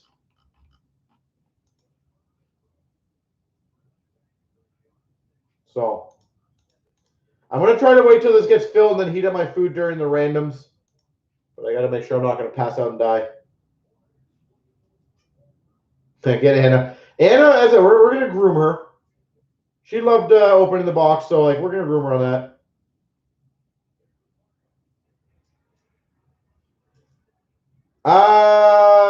Honestly, in terms of the Instagram, it just comes down to timing, honestly, Justin. Sometimes we're just a little behind on what we have to get done. What's my blood sugar figure? I have no idea. I was going to go test it soon just to make sure. You know what's funny, though, Perfect, that you mentioned it and kind of goes along with our storyline of the theme of the day? We've literally had people say that she's slow.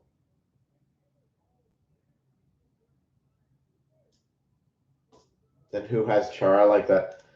So that's my point is, some people she's too slow, some people she's too fast. I've had people tell me I'm too enthusiastic. I don't know. I don't know. I feel like, do you watch breaks that is monotone? Like, do you not enjoy excitement? Dude, I would rather someone who's crazy enthusiastic than someone not, but it is what it is. That the thing is, what people don't understand, and I would understand if I come across, and I'm not saying I do, I would understand if you thought I come across as fake. But I genuinely love opening big cards. And when I open up a big card, I always envision that, like, if I open that card, how would I react?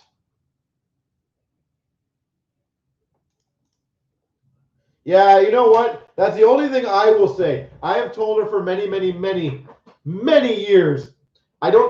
She is hilarious because when we talk in the back over there, I wouldn't say she's quiet, but she's normal. The second she steps in here, she adds like 4 levels to volume. It's absolutely hilarious. I don't know why she does it, but it's hard. I will tell you, you do change your voice, your style when you are talking on here. Oh, you know what? I absolutely do. You got to have a passion for this. Again, you know what? I've always said online, I don't care if you love or hate us in all honesty. Like, I do care. Obviously, it matters to me. But I promise you, no one works as hard as what we do. I don't think people realize we have to be here every single night doing breaks. I have done this now for 11 years. And I am still on here nightly. I have a family, you know, I have 2 kids. And I still do this, you know, every single night because I love it. Like, you have to be dedicated in this to do it properly. So it looks like Premier is getting checked out in the last spot. Oh, Hula, I agree. It's just a habit at a certain point. Do we break on weekends? Yes, we break every single day. The only day we do not break at night are Saturdays, and we generally go on around 2:15 Eastern.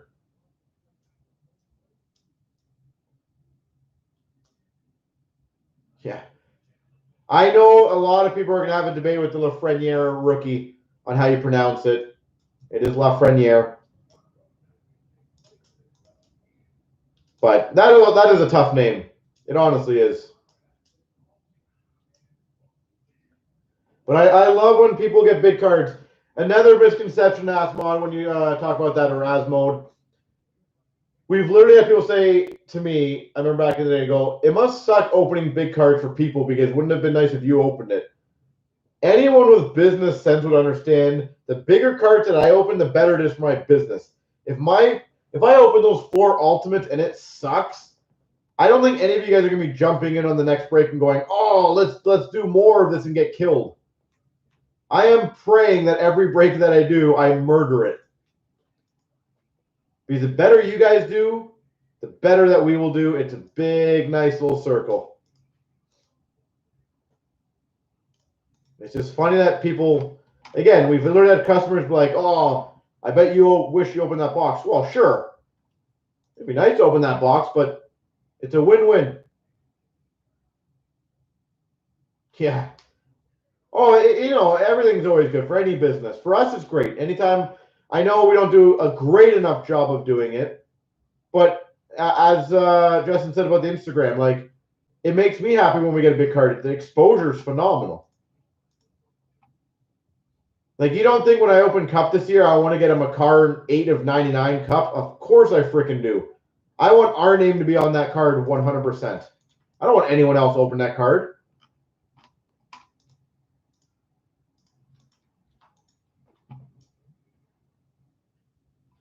But at the end of the day, as I said, we are as passionate as they come about cards. And we love what we do.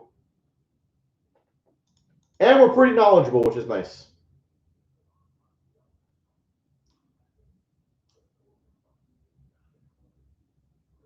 Yeah, I saw that one, the Matthews.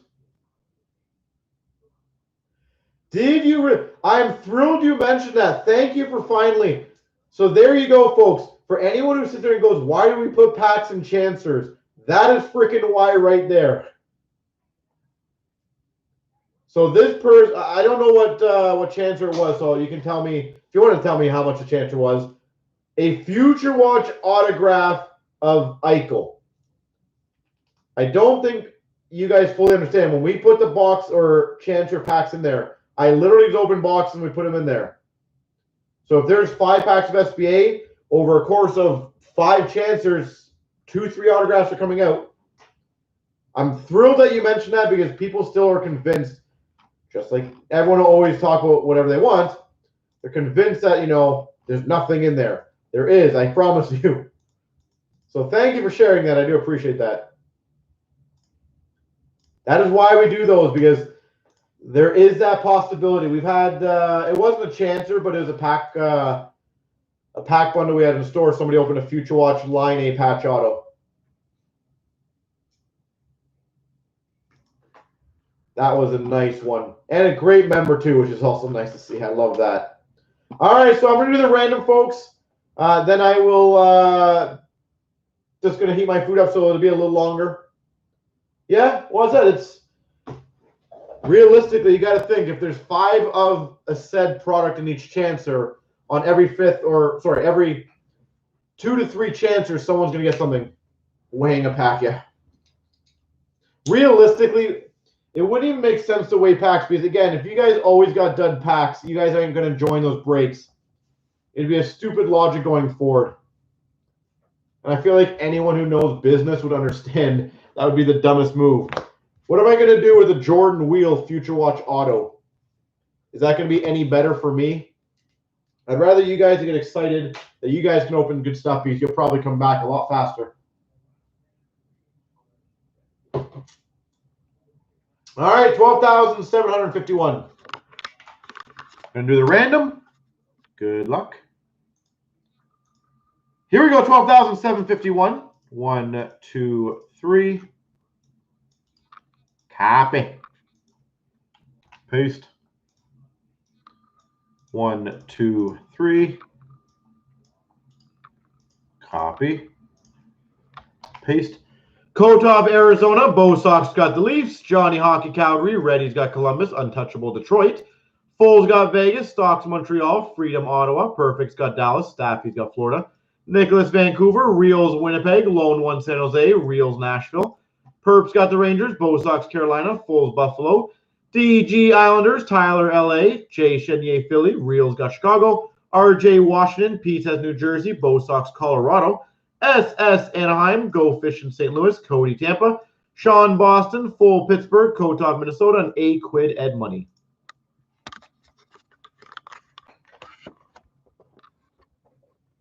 And that's honestly the thing, like, be golden. I don't know. I feel like it's hilarious. And that's why I always love, and I'm a big UFC fan, when Dana White tells things as it is, right? People are like, oh, this UFC fight card's not good. You know, how are you guys going to make it up? And he always be like, just don't watch it. If you don't like it, don't watch it. And I'm the same way. If you don't like my pack bundles in the store and you don't trust me, then don't buy it. It's not killing me. If you're going to accuse me of that, sure. Just don't buy it then. There's no point of being mad. You know, if you trust me, great. I appreciate it. If you don't, okay, don't. Yeah, we actually, you know what? I learned that before I go heat my food up, we learned that a couple days ago. We had a group of 3 guys come into our store, and we opened a fresh box for them, and I saw the one guy, because the Pokemon's on the right side of our store, and he basically was counting every 3rd pack. And then I asked one of my good Pokemon customers, and he said on that specific product, every 3rd pack was like a GX or something, I don't know. So now I know, but people do it. It is what it is. Jordan Wheels of Memory. So I'll be back, guys. I do apologize if anyone asks where I am. I'm just heating up my food. I'll be in a few minutes.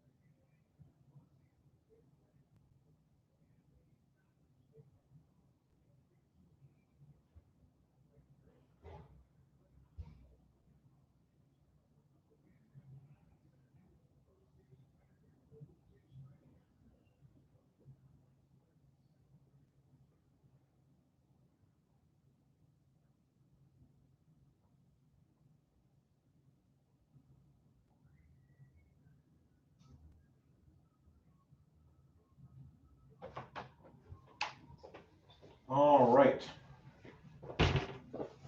All right, are you guys okay if I eat for about a minute? Is that cool with you guys? I really do apologize, but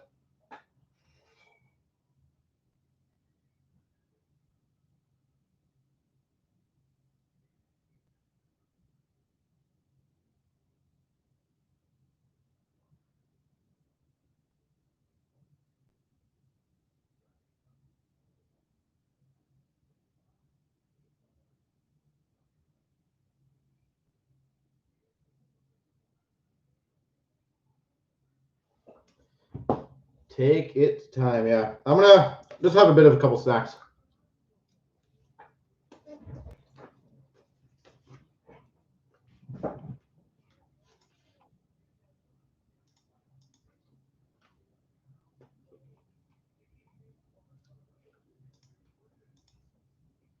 The Chances has sold out, really? No way.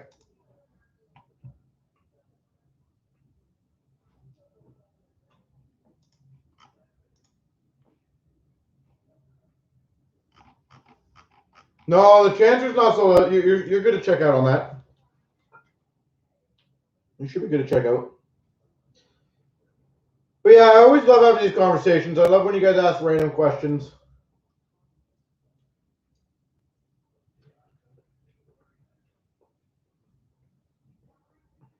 And you know what? You see me, you know your stuff because it was Sun and Moon that they opened the fresh boxes. But again, you live and learn.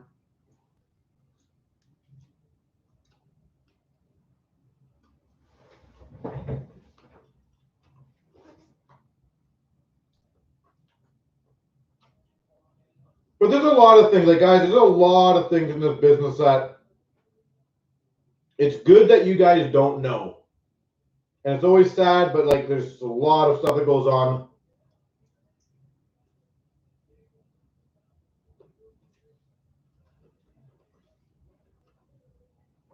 But it is what it is, right? So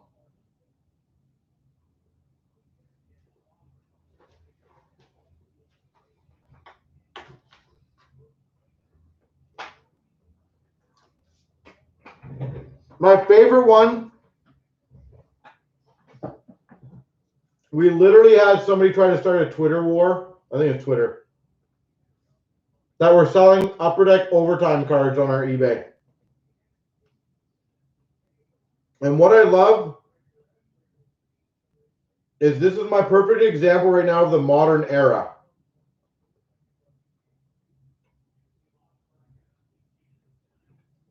If you legitimately look it up on Twitter, you'll see where they mentioned us or whatever it is.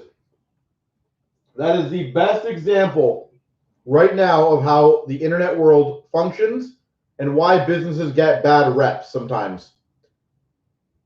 The quick story on that one is essentially a guy said, why are you selling these overtime cards on eBay? Upper Deck gives them to you for free to give out to customers. So why are you scamming us? Literally, I don't know what time this was, but it was like either really early in the morning. We didn't respond, but a whole bunch of his buddies or whatever respond, and they're all like, these guys are crooks, blah, blah, blah, blah, blah, blah, blah. And it blows my mind because literally had like 10 people jump on us and say that we're terrible. Terrible company for doing it. So I had to speak up, which I very rarely do. Because A, they also think they demand an answer. But what I find funny is number one, and I clarified to them, they're not given out by Upper Deck. They're given out by the distributor. There's only two distributors that give them out, Universal, GTS, one in the US, one in Canada. We get them whenever we pre-order certain products and certain products only, and we are allowed to do whatever the heck we want to do with them.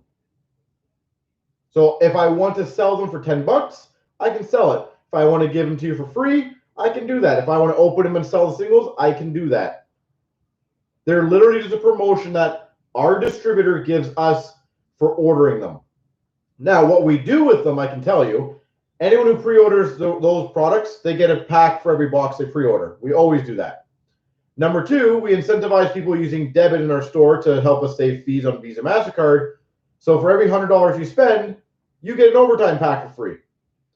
But of course, it's hilarious. If any of you guys read it, that's a perfect example of how people jump on things without zero knowledge and how other people will follow that. And now they'll just look at us as these big, bad, evil people. You can get autographs, rookies, numbered cards.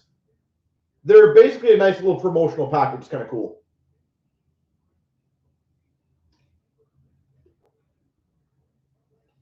I'm trying to buy hockey. Are you signed in? That's the only thing I could think about is why I wouldn't let you buy. Are you signed in right now? Because I don't think that's an issue. I don't know.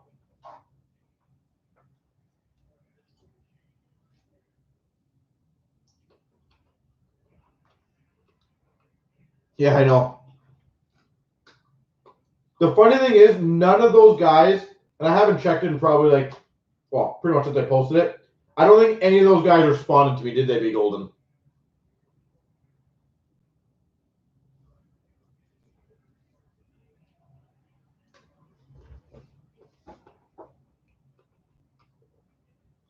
Oh, one did. They responded to me? What did he say? Am I a liar or did he apologize? Which one is it? Toasted, I very much do have a lot of patience, and I will tell you after I open this, because obviously I want to keep having a conversation, but I do want to open this for you guys. So remind me if you don't mind, if you want to have that conversation, remind me to talk to you about that after, because I'll explain where my patience came from.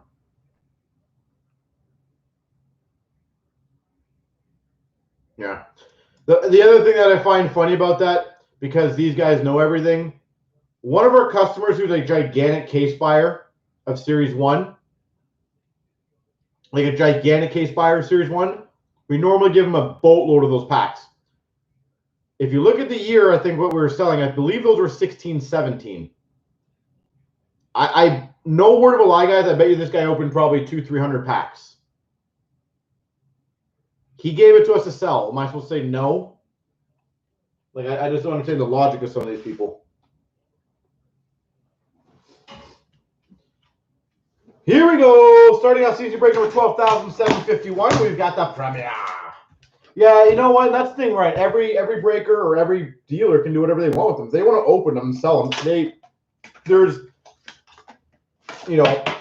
nothing to do with, this is not a promotional item through Upper Deck. Like National Hockey Card Day, we can't sell those for like a year or whatever it is. Any of the winter packs or whatever, we can't sell those. That's an Upper Deck item. But overtime packs are run by distributors. They're nothing to do with Upper Deck other than the printing on the cards. $2.49 say again for the Dallas Stars. I love how none of them decided to like, oh, thanks for clarifying. $3.99 Martin Nekash. $3.99 for the Canes. We got our redemption. Holy geez, that next card. We've got a platinum blue rookie patch auto number 25 for the Blues. Double check that one, I think it is. Ivan Barbashev. Can someone apologize on the internet? Yeah, you're right, B. Golden. Ivan Barbashev. This one I love. Damn, that's sexy. We've got a mega patch. Numbered 1 of 6. For the Chicago Blackhawks, Patrick Kane. Golden, that card's still within the 1 year. July 9th, 2020. So you have till July 9th, 2021. So you're still good on that, by the way. That redemption. Holy patch. We've got for the Minnesota Wild, Luke Kunin. Rookie auto. For the Blue Jackets at 99, Werenski Jones. Those, I believe, are game worn. I'll just quickly read the back. An official NHL game, yes. And we got for the Capitals, Madison Bowie. You know what? This premiere year was hard to get the boxes out, so I don't want to cut my fingers like I 99% of the time do.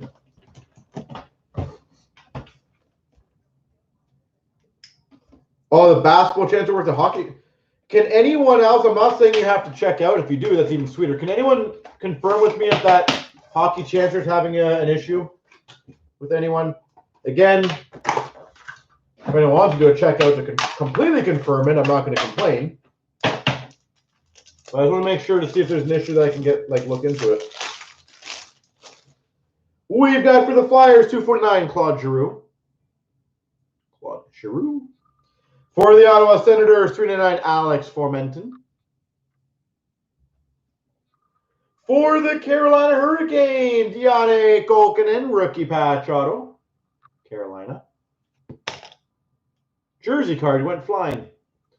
Caught it in midair. Marc-Andre Fleury for the Golden Knights. Ooh, that's a sexy one. I like this one. Signature booklets for the Anaheim Ducks. Teemu Selanne.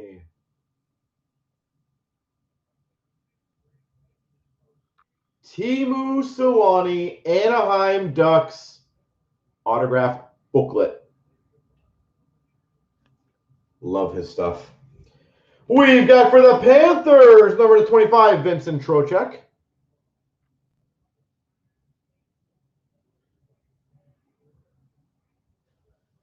And we've got Carolina, Alex Nedeljkovic. Okay, I'll double check that. I appreciate you guys letting me know. I will double check that right when I'm done this, because obviously that is probably why it's not moving very well right now.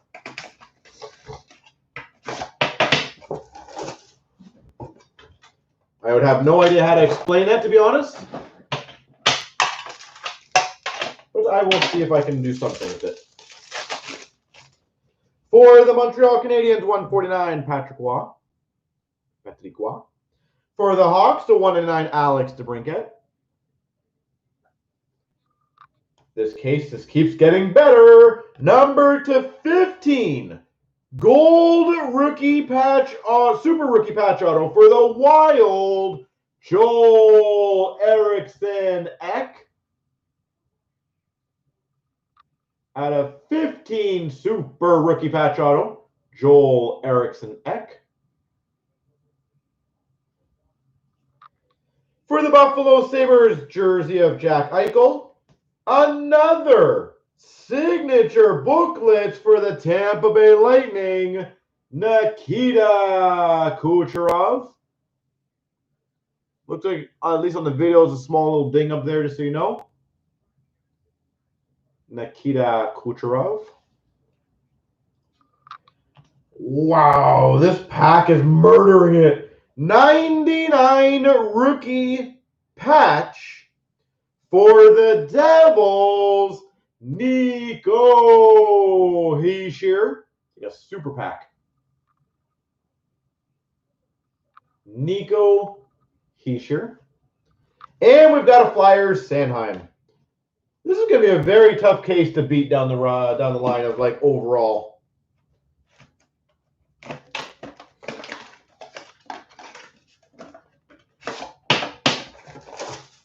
That is 3 for 3 on very solid packs.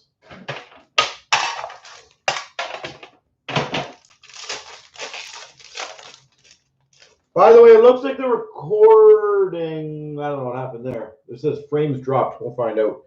149, Rod Langway, Washington. 399, Luke Kunin, Minnesota. A rookie patch auto to 299 for the Panthers, Owen Tippett.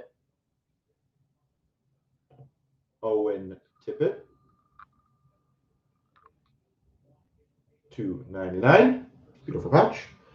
For the Flyers, a 99 ink script of Brian Propp. Ink script. We've got our rookie auto for the Blues, Tage Thompson. case just keeps murdering it. Number to 26. Mega Patch Chest Logos. Nikita Kucherov. Kucherov, number to 26. And we've got Vince Dunn for the Blues. Okie dokie, folkies.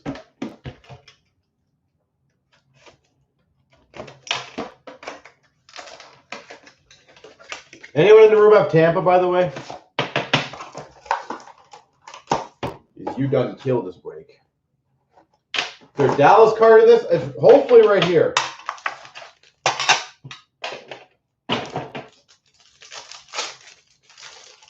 Let's hope. We've got a Maple Leafs 249 Nazem Kadri. Calgary Flames John Gillies.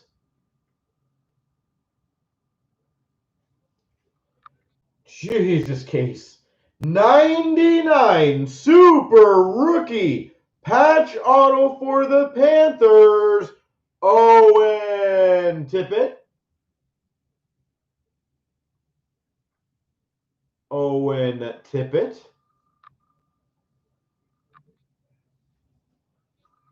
For the Boston Bruins, Bergeron jersey. Colorado Avalanche, Alex Kerfoot. Autograph. Dual jersey 99 of Athanasiou and Mantha for the Red Wings, and a regular Mantha jersey for the Red Wings. Wow. Wow, wasn't that just peachy?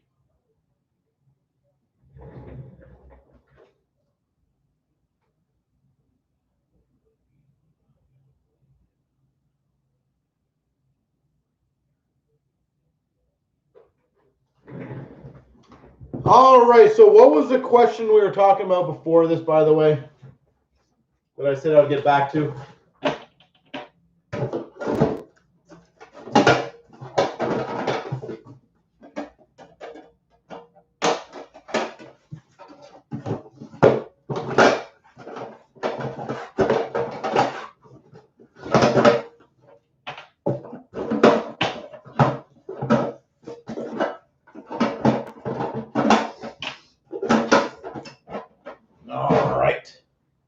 What was the question? And just so you guys know, I am just finishing off my meal, so. If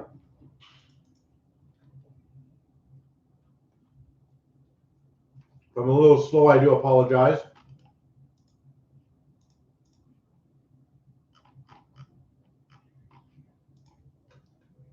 And it looks like the McDavid Chancellor's down to 22 left now.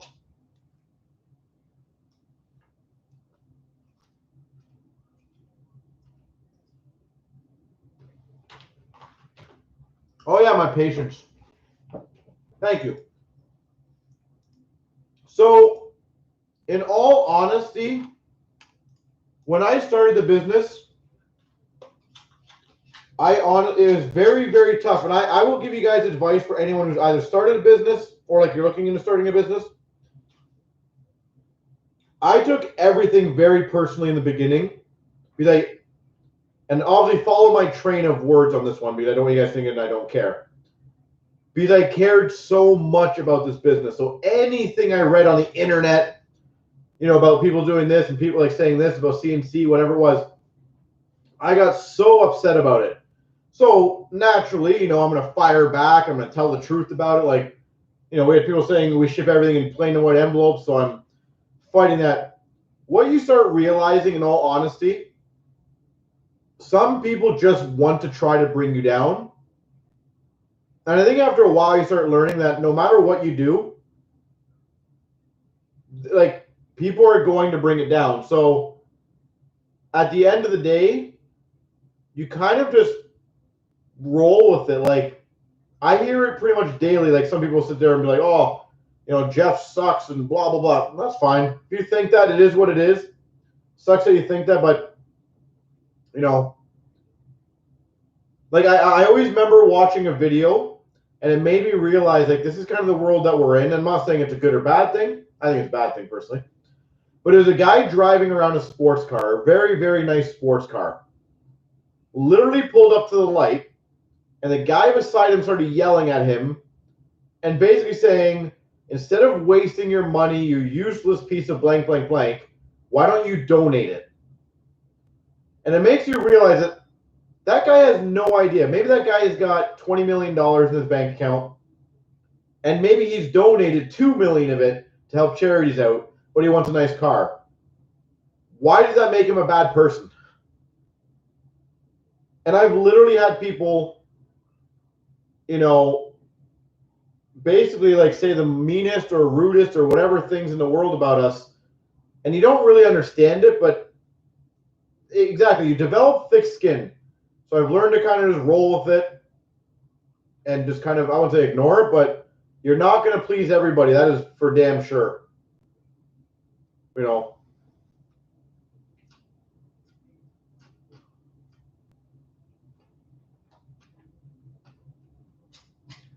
But a lot of like the negative attitude, in all honesty, comes from other dealers and their loyal customers, right?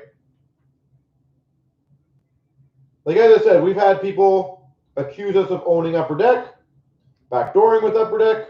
We own M&T. We've owned KSA apparently. Like, people are going to say whatever they have to say to see to get a reaction. I've learned to kind of completely shut it down.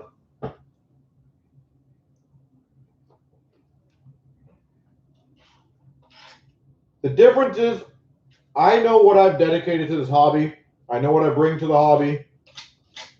And honestly, all I care about, the happiest thing, and I've mentioned this many, many, many times, I have members who have still joined us since group break number 1, 11 years ago. That makes me happiest, knowing that we have people who are happy enough with what we offer that they stuck with us for 11 years. Yeah, we've had this conversation before, Mode, about this, is that there are the two kinds of people. Like, I can guarantee you right now, if a brand new store, like, let's say I drive around in a Rolls Royce, you know that's going to piss off people.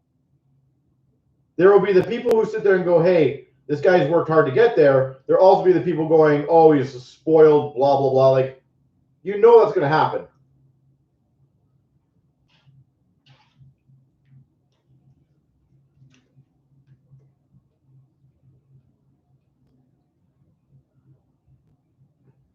At the end of the day, focus on the good people.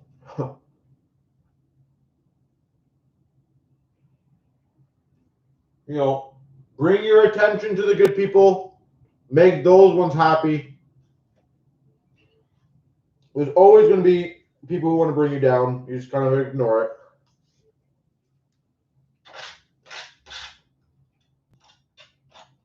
And kind of like his username, be untouchable. Don't let it get to you.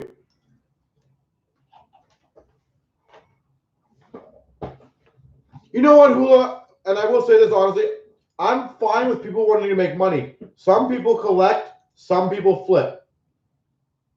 One is not right and one is not wrong. It's everyone's hobby. They're allowed to do whatever the hell they want. I've never understood the people who think that they can control what other people sell. Like, if I have a 101 card and I want 10,000 for it, I'm allowed to ask what I want. There's always a profit to be made, but again, it depends on what the reasoning of what they're doing. If that's all they care about, why is that wrong, for example?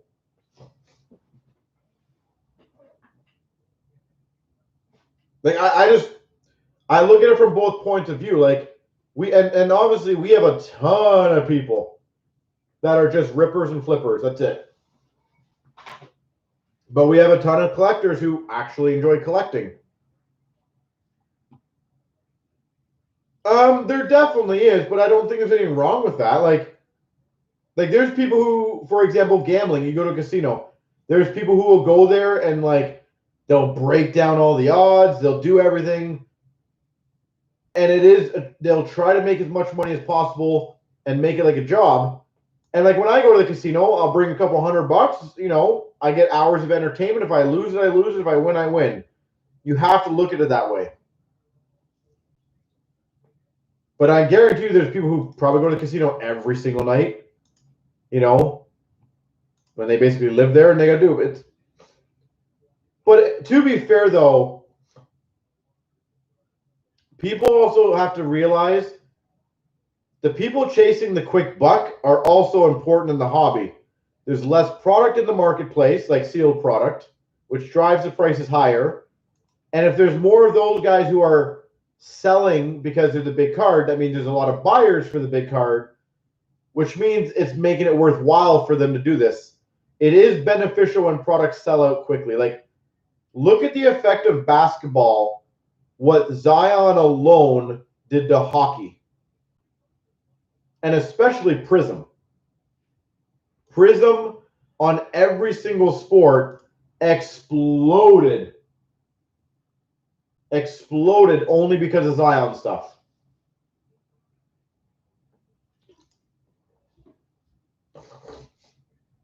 But that's what I was saying. The one thing I said, like, for me, for example, I'm a massive collector. I've always believed if you want to be a really good dealer, you got to be a collector. And I don't say that like, you know, I don't say that like if you're not a collector as a dealer, you suck. I'm just saying, to me, it's like I drive the car that I promote and sell. So if I open hockey boxes, personally, I know the experience that people go through, which means I can now explain that to you and tell you guys, you know, if it's good. I collect Matthews. I do sets every year. You know, I break tons of boxes. Like, I love opening cards.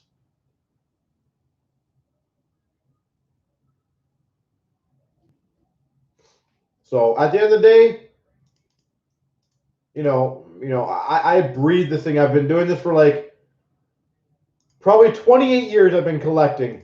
So, and if anyone doesn't like my knowledge or like my opinions on things, well, that's fine. Doesn't mean it's right. But I guarantee you will not find a more passionate person in this industry than I am.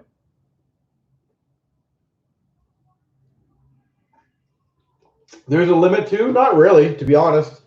The only one that really burned me, Hula, is when I love a product and I know that I can't get more of it, so I have to not open it and keep it in store for our customers.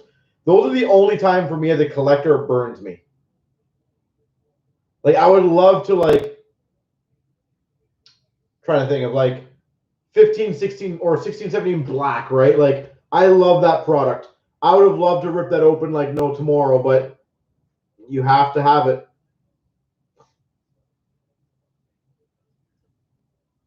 You're talking about the Crosby, obviously. I know what you're saying, but yeah, you're talking about the Crosby. My only thing, though, and this is the absolute greediest of me coming out, is like, I feel like with the stupidity of Prism, what happens if that gets purchased in 10 minutes and like, I could have made 20 grand on that? Like, I'm not saying it's, I don't even think 10, I think 10 grand is ludicrous on that card. It's just, if a gold out of 10 goes for $5,000 and it was a buy it now, like, I don't know. It just, I would be over the moon with 10. It's just, in all honesty, I would like that card to be up for like a week and then somebody buy it rather than I put it up and like 10 minutes later somebody buys it, because then I'll be like, oh crap.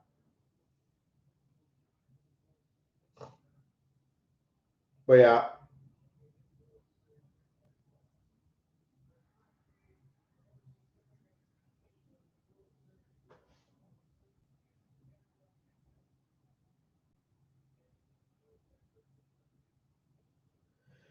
You know what? Untouchable. I remember a long time ago, I won't mention the dealer.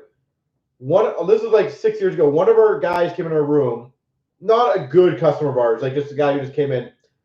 And I was like, so and so dealer drives I think I can't remember what it was, a very nice Beamer. And he goes, and he won't give me a discount on boxes. Like, what a jerk. And I'm like, A, you don't know how many years he's done this for. And I do. He's done this for about 10 years at the time. He put his work in. It's not bad if he's been successful. In my opinion, and again, I look at this from a very skewed business perspective. If someone is doing, for the most part, again, I'm looking at small businesses too, to clarify. If someone in a small business is doing very well, that means a lot of their customers are coming back and spending with them. That's how I would look at it. I would never get the notion that he's ripping off customers. Because if I'm like, I could charge $500 a box on this and try to profit as much as possible. If none of you guys buy it, I'm making no money. So you can only profit so much to make it reasonable to your customers. So I've never really understood the logic of being upset with someone who devotes their time and effort. But that is the truth. People hate success, like they honestly do. And it blows my mind.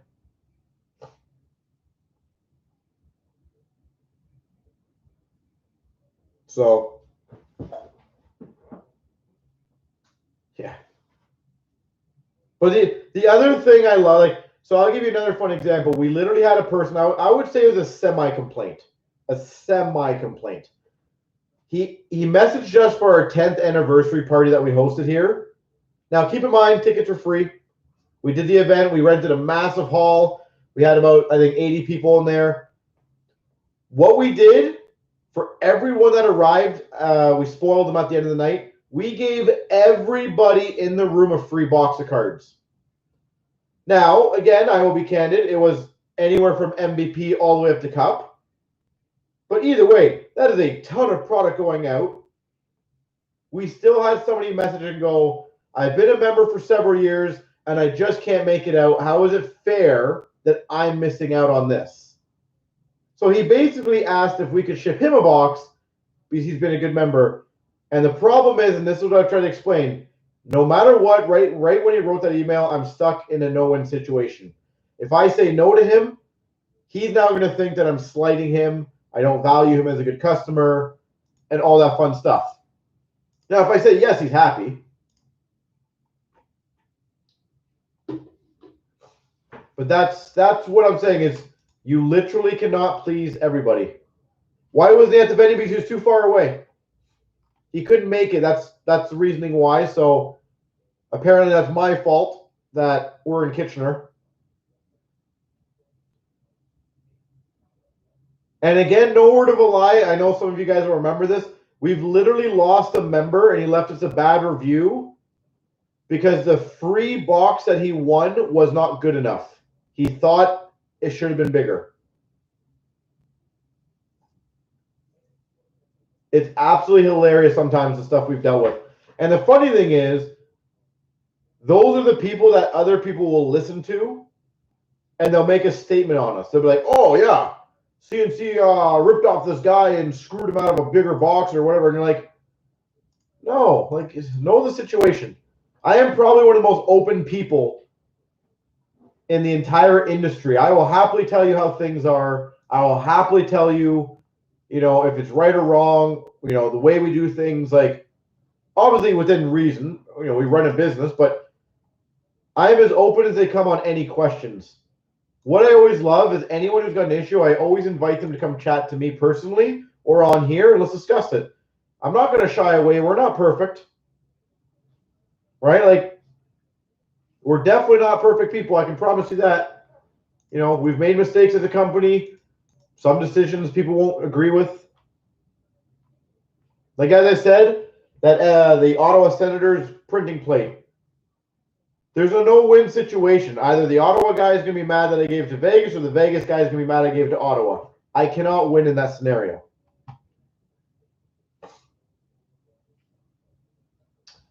They do, and that is very true. I will say I think we've been pretty blessed that a lot of our big spenders are actually genuinely nice people.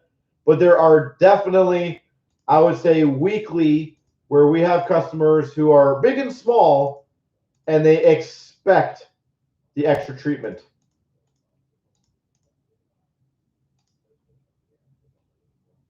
And I said, I understand where people come from. I really, really do. But I always wish that if you have an issue, talk to me about it. Let us rectify it, but be calm about it.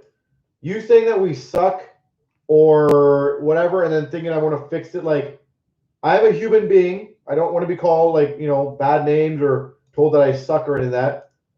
I don't feel how I don't think that you're ever going to win in that. Like, I feel like if I went into a store and told the manager that he sucks, and then really right after that asked him to help me out, I feel like you're stabbing yourself in the foot on that one. My opinion. So, if you guys ever have a problem, you guys can email me. You can come on here and ask about it. We'll always happily answer it. You know, maybe it's not the answer that you might like, for example, but at least I will give you an answer. I will never. J-Van, the problem is there's too many companies, and this is a good and bad thing. There's too many companies that literally live and die by customers are always right. And they will absolutely bend for those people. As a small business owner, customers are not always right. I'm sorry to break that to you guys. I'm sure you guys know that too. Customers are not always right. Sometimes you're just an ass. That's what it is. I will absolutely help out as many people as I can, but come at me with a proper approach, understand things, and don't just like go guns blazing on me and expect me to want to bend over backwards for you. Because I can tell you with a pretty high confidence, anyone who's been angry with me, and even if I've helped them, they still don't come back no matter what. I would bet you 9 out of 10 when they come a bit hot in the beginning, and even if I give them what they want, they still don't come back. And they generally still trash talk us. So it's like, at a certain point, it's not going to win.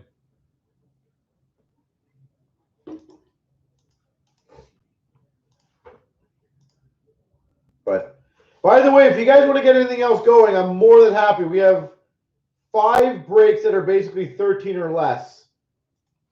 Like, I'm more than happy doing more breaks, or if you guys just want to call it a night soon, I'm more than happy chatting. You guys know I love doing that. But yeah, J-Van, you are correct, man. The entitlement of some people, and anyone who's in business, I'm sure you guys have dealt with all these people, the Karens of the world. The entitlement of some people is just insane. It honestly blows my mind. And it's sad. It honestly is sad.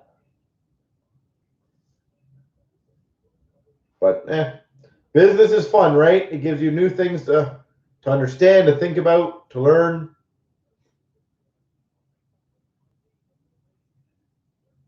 We've seen it all. We've had it all happen. I don't think there's anything that would shock me at this point. Yeah, I really don't think there actually would be anything that would shock me at this point. We've literally seen and heard it all, so. Does anyone want to get Premiere going, by the way? 8 left. That's probably the closest and easiest. That is great having you. I appreciate that. And of course, if you have any other questions, always feel free to ask. Always feel free to ask. We will answer everything. And don't feel like it's stupid, any question. There's a ton of stuff to learn in this industry. Makar Cup 99, you'll put me on. Oh, nice. I will, David, I will do my best for you. Trust me. I love those kind of things. I would hope I can open up Makars for everybody.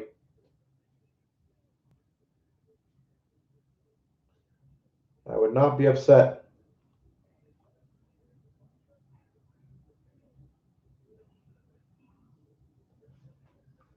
I see a Makar, and I think, did Ashley open up a Makar yesterday in the Platinum? That is also very true. No stupid questions, only stupid people. I love that. It's too funny.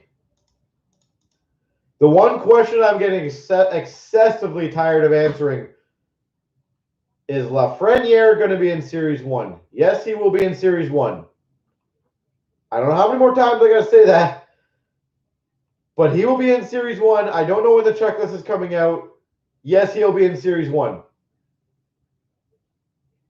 And it's funny when I literally had a conversation with a guy on the phone today. Is Lafreniere going to be in Series 1? Yes, he will. Well, how do you know? Because I told you he is going to be. Well, what if he's not? Then I'll give you a refund on your box. But when will I know that check is coming out? I don't know. But I promise you he's in there. Okay, well, we'll find out when the checklist comes out. Why did you call then? Like, that's literally in my head. Like, why did you call if you're literally not going to believe what I said to you? When does Cup come out? That one at least makes sense because Upper Deck's been very quiet on that. Same with the Lafreniere. I do understand it. But Cup, as I said, we still have Clear Cut, we still have Chronology, and we still have Cup coming out for 2021 or 1920, whatever we are in. We have a few more products, folks. Unfortunately, COVID's delayed everything. I heard it's a big news story around the world, from what I've heard. Shouldn't come as a shock. I guarantee you next year's going to be mangled in terms of release dates. Just enjoy when a product comes out and have fun with it. Don't be too worried. Everything's probably going to get significantly more delayed. I promise that. Especially depending on what these players do for next year. If they go into a bubble again, it's going to make it really hard for them to do it.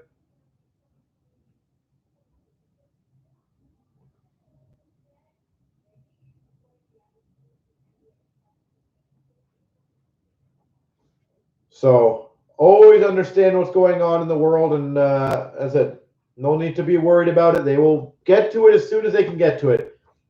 I really wish all of you guys would also have the mentality. Upper Deck's a business. They don't get paid until they ship out product. I can promise you they want as many products to come out as soon as possible. They don't want delays.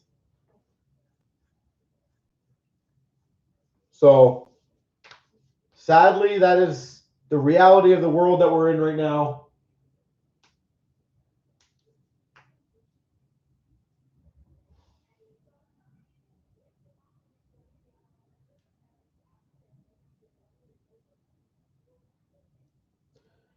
Yeah. I agree with you, B Golden. I don't know how they're going to do that, but I think I wouldn't say have to, but for safety, it's going to be interesting. But that's the point. Players are going to be less likely to sign because obviously they don't want to touch anything that comes from random places. They don't know that stuff. So, like at the end of the day, guys, just when something comes out, let's just be happy. Let's celebrate it. Let's open a ton of it. Enjoy it while it lasts, and let's wait for the next one. If it gets pushed back, it gets pushed back.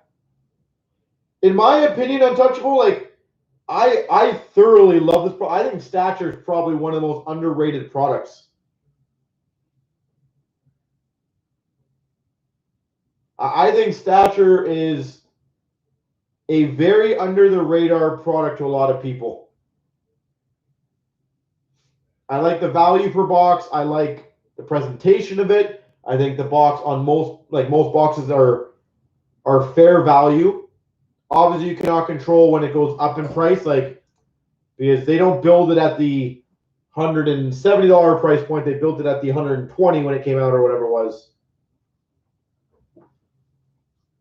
So that's also one thing I think a lot of people should always try to remember going forward, that when Upper Deck builds a product, they're building it at the original price. They're not building it at what it should go up to. Like Ultimate was built this year at $134.99. Like right now it's $200. So obviously boxes are going to perceive to be worse than they truly are for the price point, but that's not what they were built at. Yeah, you know what though, Perfect? Like to me, Stature I'm trying to think of the right wording. The high-end platinum dream for collectors. It is a beautiful set to do as a set builder with a good touch of high-end content in there. Like to me, it's platinum on steroids.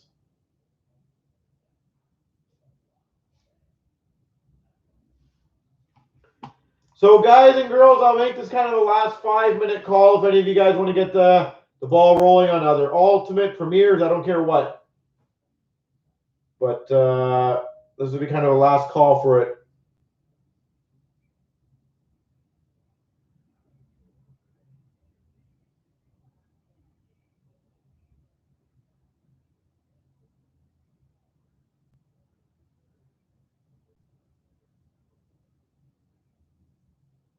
Yeah, again, that's the beautiful thing about cards. There's a lot of different sets for people. You don't have to like Stature.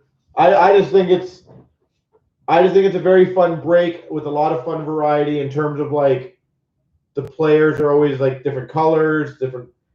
I like that kind of stuff.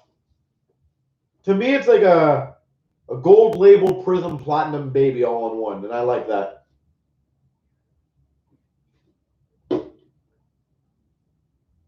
But everyone's got their different kind of touches of what they enjoy, and for me, that's one of my favorites of this year.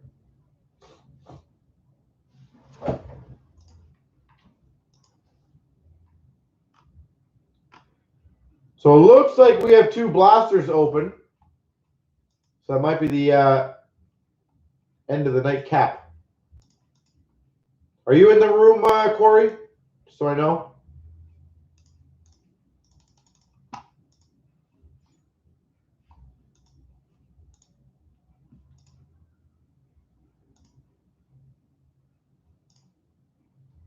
If you're saving for cup, yeah. Well, you got a lot of time to save.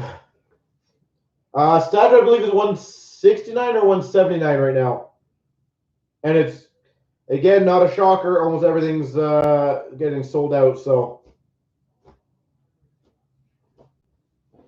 the one thing I love about our hobby is trying to convince people to buy it now and not wait. And it's hilarious because they're all like, "Oh, I'll wait down the road." It's not going to get cheaper. It only goes up.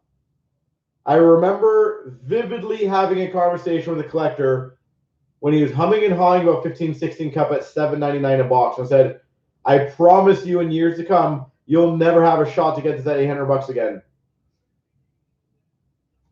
And I'm saying for those, and I've said this for probably a month now, if you're looking at buy Series 1, buy it now at the prices that you're finding it because it's not going to be that cheap 1 or 2 weeks after release, I promise you. It'll probably jump up 10, 20, 30 bucks instantly. So save yourself money now. Save yourself money.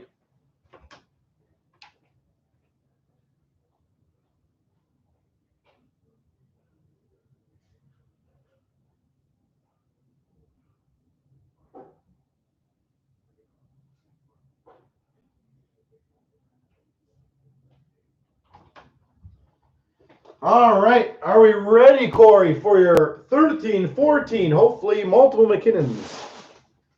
Let me know when you're ready, good sir. And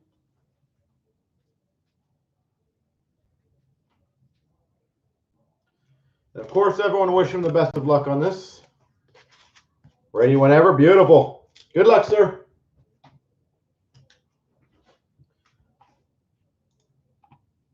Here we go. Corey Willie's 2-box break of the 13-14 Blaster. Woohoo! Good start. Oversized Nathan McKinnon. That's the first one I've got oversized of him, so I'm happy with that one. Woo-hoo!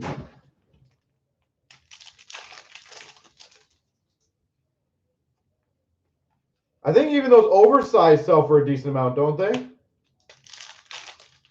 Could be wrong, but I thought it did. Young Guns of Nicholas Jensen. This is a personal break, yeah. Nicholas Jensen.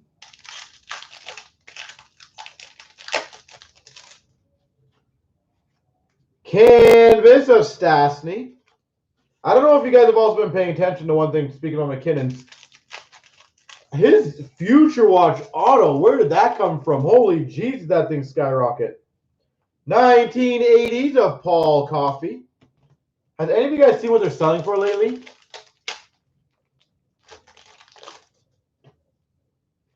MVP of Nazem Kadri.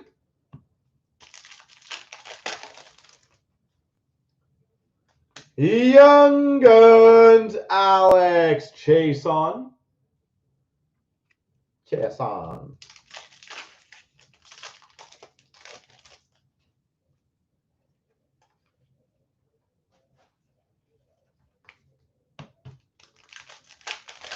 Wow, really? That's crazy.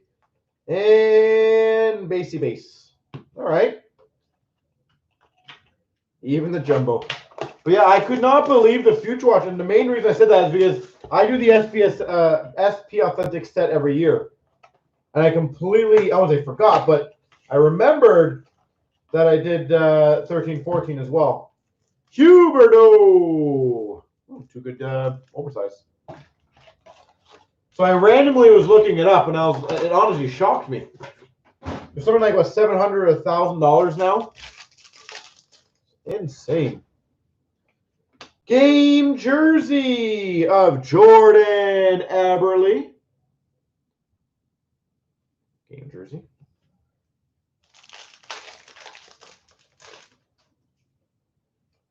Stamkos MVP.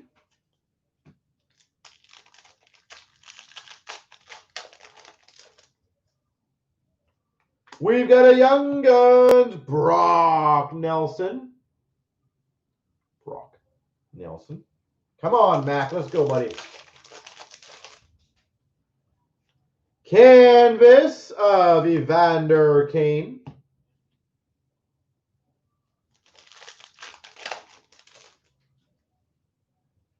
We've got a Drew Doughty. The Shining Stars. Oh, I'm going to sneeze. Hold on. Excuse me.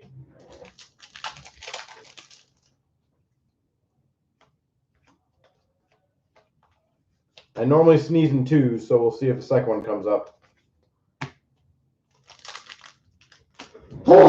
Excuse me. There we go. Are you serious? Cheapest raw feature is $1,400. My God.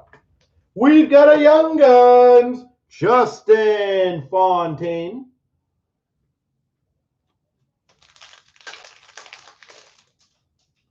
And an MVP of Patrick Waugh. There you go, sir. You know what? A random thought I've had. And I'm curious to see if any one of you guys have ever either heard of it, have it, or whatever. I swear that when I'm in the blog room and I open up a lot of decoys, I swear that makes me sneeze more. I don't know if it's like a cardboard allergy or whatever it is. I honestly think I get more stuffed up when the doors close and I open and I have a lot of decoys. I swear I get like way more stuff. So I don't know if that's an allergy or what it could be, but that would kind of suck. If I have an allergy to decoys.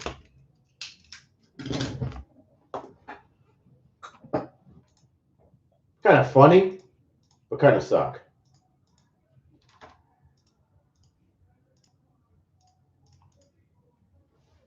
It is, but you know what I think it is? And I don't think it's hard to explain it. I'm gonna see. No, it's hard. There's like a dust that comes off of them. Like if I kind of go like this, anyone who has a decoy, there's like a dust that comes off of them. So I don't know if it's that dust that just bothers me or whatever it is.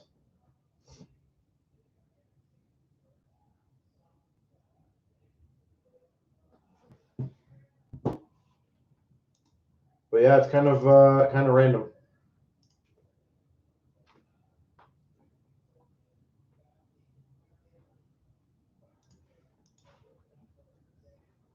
Well, I think you know what it is. I think it's like maybe honestly the cardboard dust particles and a closed door. There's not a lot of circulation in here. It's not the first time it's ever been kind of in here like that. I normally sneeze later in the night. You'll see. It's kind of funny.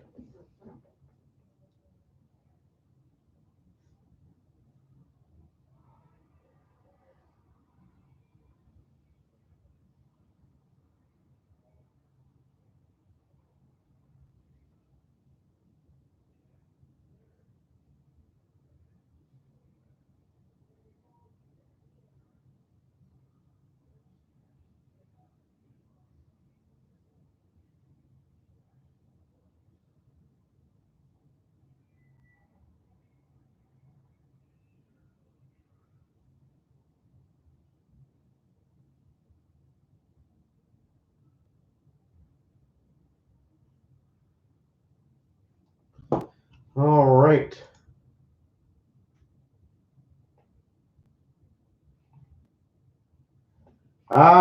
No, we should. We just had a case. I see something on the shelf, so I'm gonna give me 1 second. I'll add it.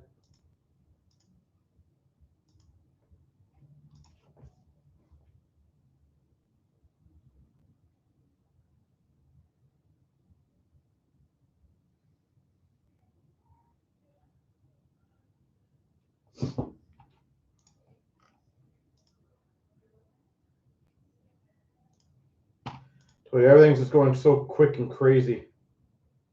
You sneeze in church. That's always the worst, eh? You go to church and it's all quiet and you sneeze. You're like, oh man, not cool, man. It's always the worst feeling. It shows that there's 3 in stock on Stature. So you should be good to check out.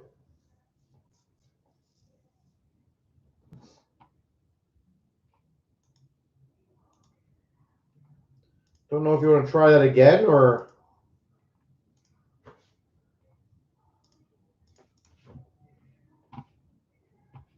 Yeah, my apologies. Again, it could be the site just messing up, but.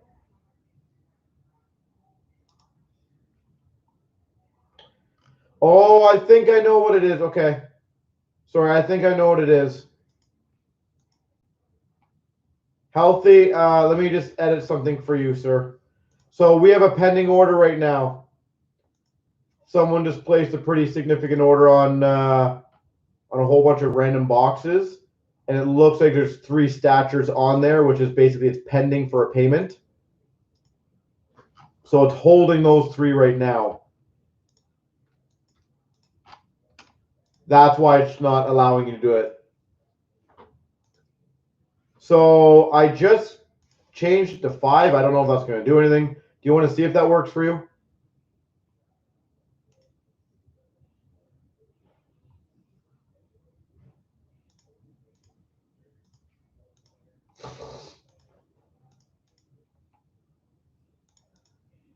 I apologize on the time on this, by the way.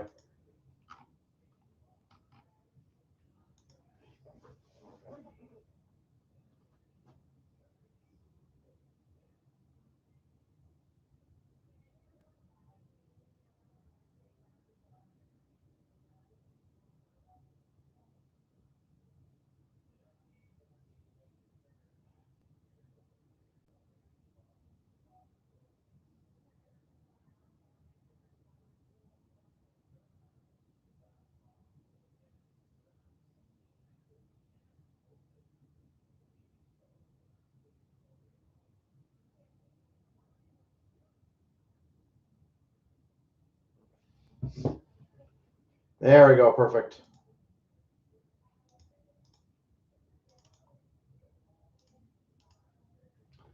All right, sir.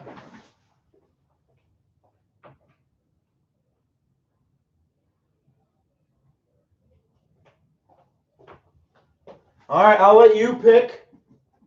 I want you to do the best. Number 2, number 4, number 73, or number 75. So 2, 4, 73, 75.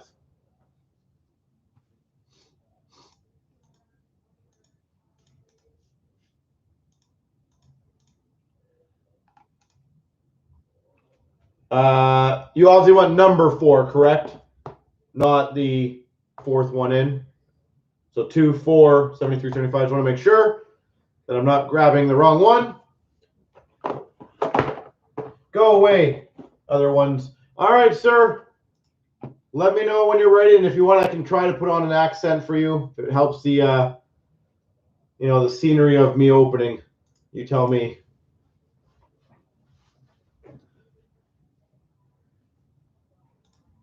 I offer a potential service of trying to do it with an accent. Accent, please. You were not supposed to take me up on that, sir.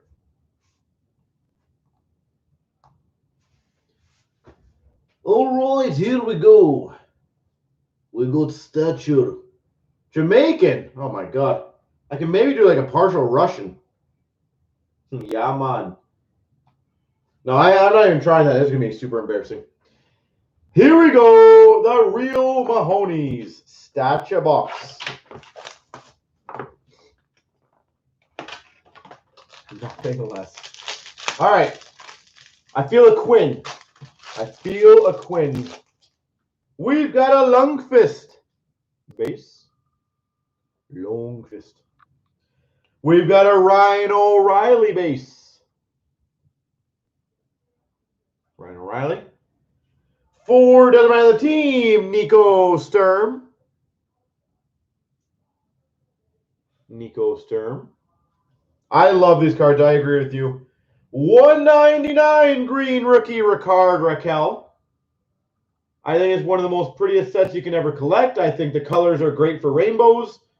I think, like I said, I really wish McDavid had Stature. It would have been beautiful. 75 red rookie Nicholas Hague. Could only imagine what his rookie stuff would have sold for in this. The black out of 15. Woo! We've got a rookie auto to 199 of Loisterainen. Loisterainen. I don't know why it's not focusing a little better for you. Oh, I like this card.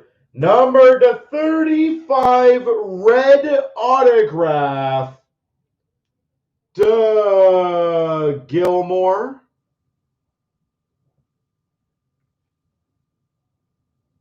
Doug Gilmour. Red auto out of 35. And a momentous of Larry Robinson. Well, that was a good pick, sir. Holy moly, did well on that one. I love stuff like that. Hard sign Dougie Gilmour. Cannot go wrong. Thank you. I appreciate it. It's legitimately one of the my favorite ones to open. You should honestly, next time if you want, get Anna to open these ones. Probably a little easier for her to do 7 cards or 8 cards, whatever. Rather than an SBA box. Killed her on arrival. But I appreciate that. All right, so ladies and gentlemen, I'll try to get the new breaks up shortly for you guys. And we will be live tomorrow at 7:15 p.m. Eastern. Absolutely, she loves the look of these too. So with that being said, folks, have yourselves a beautiful evening, and we will see you guys tomorrow.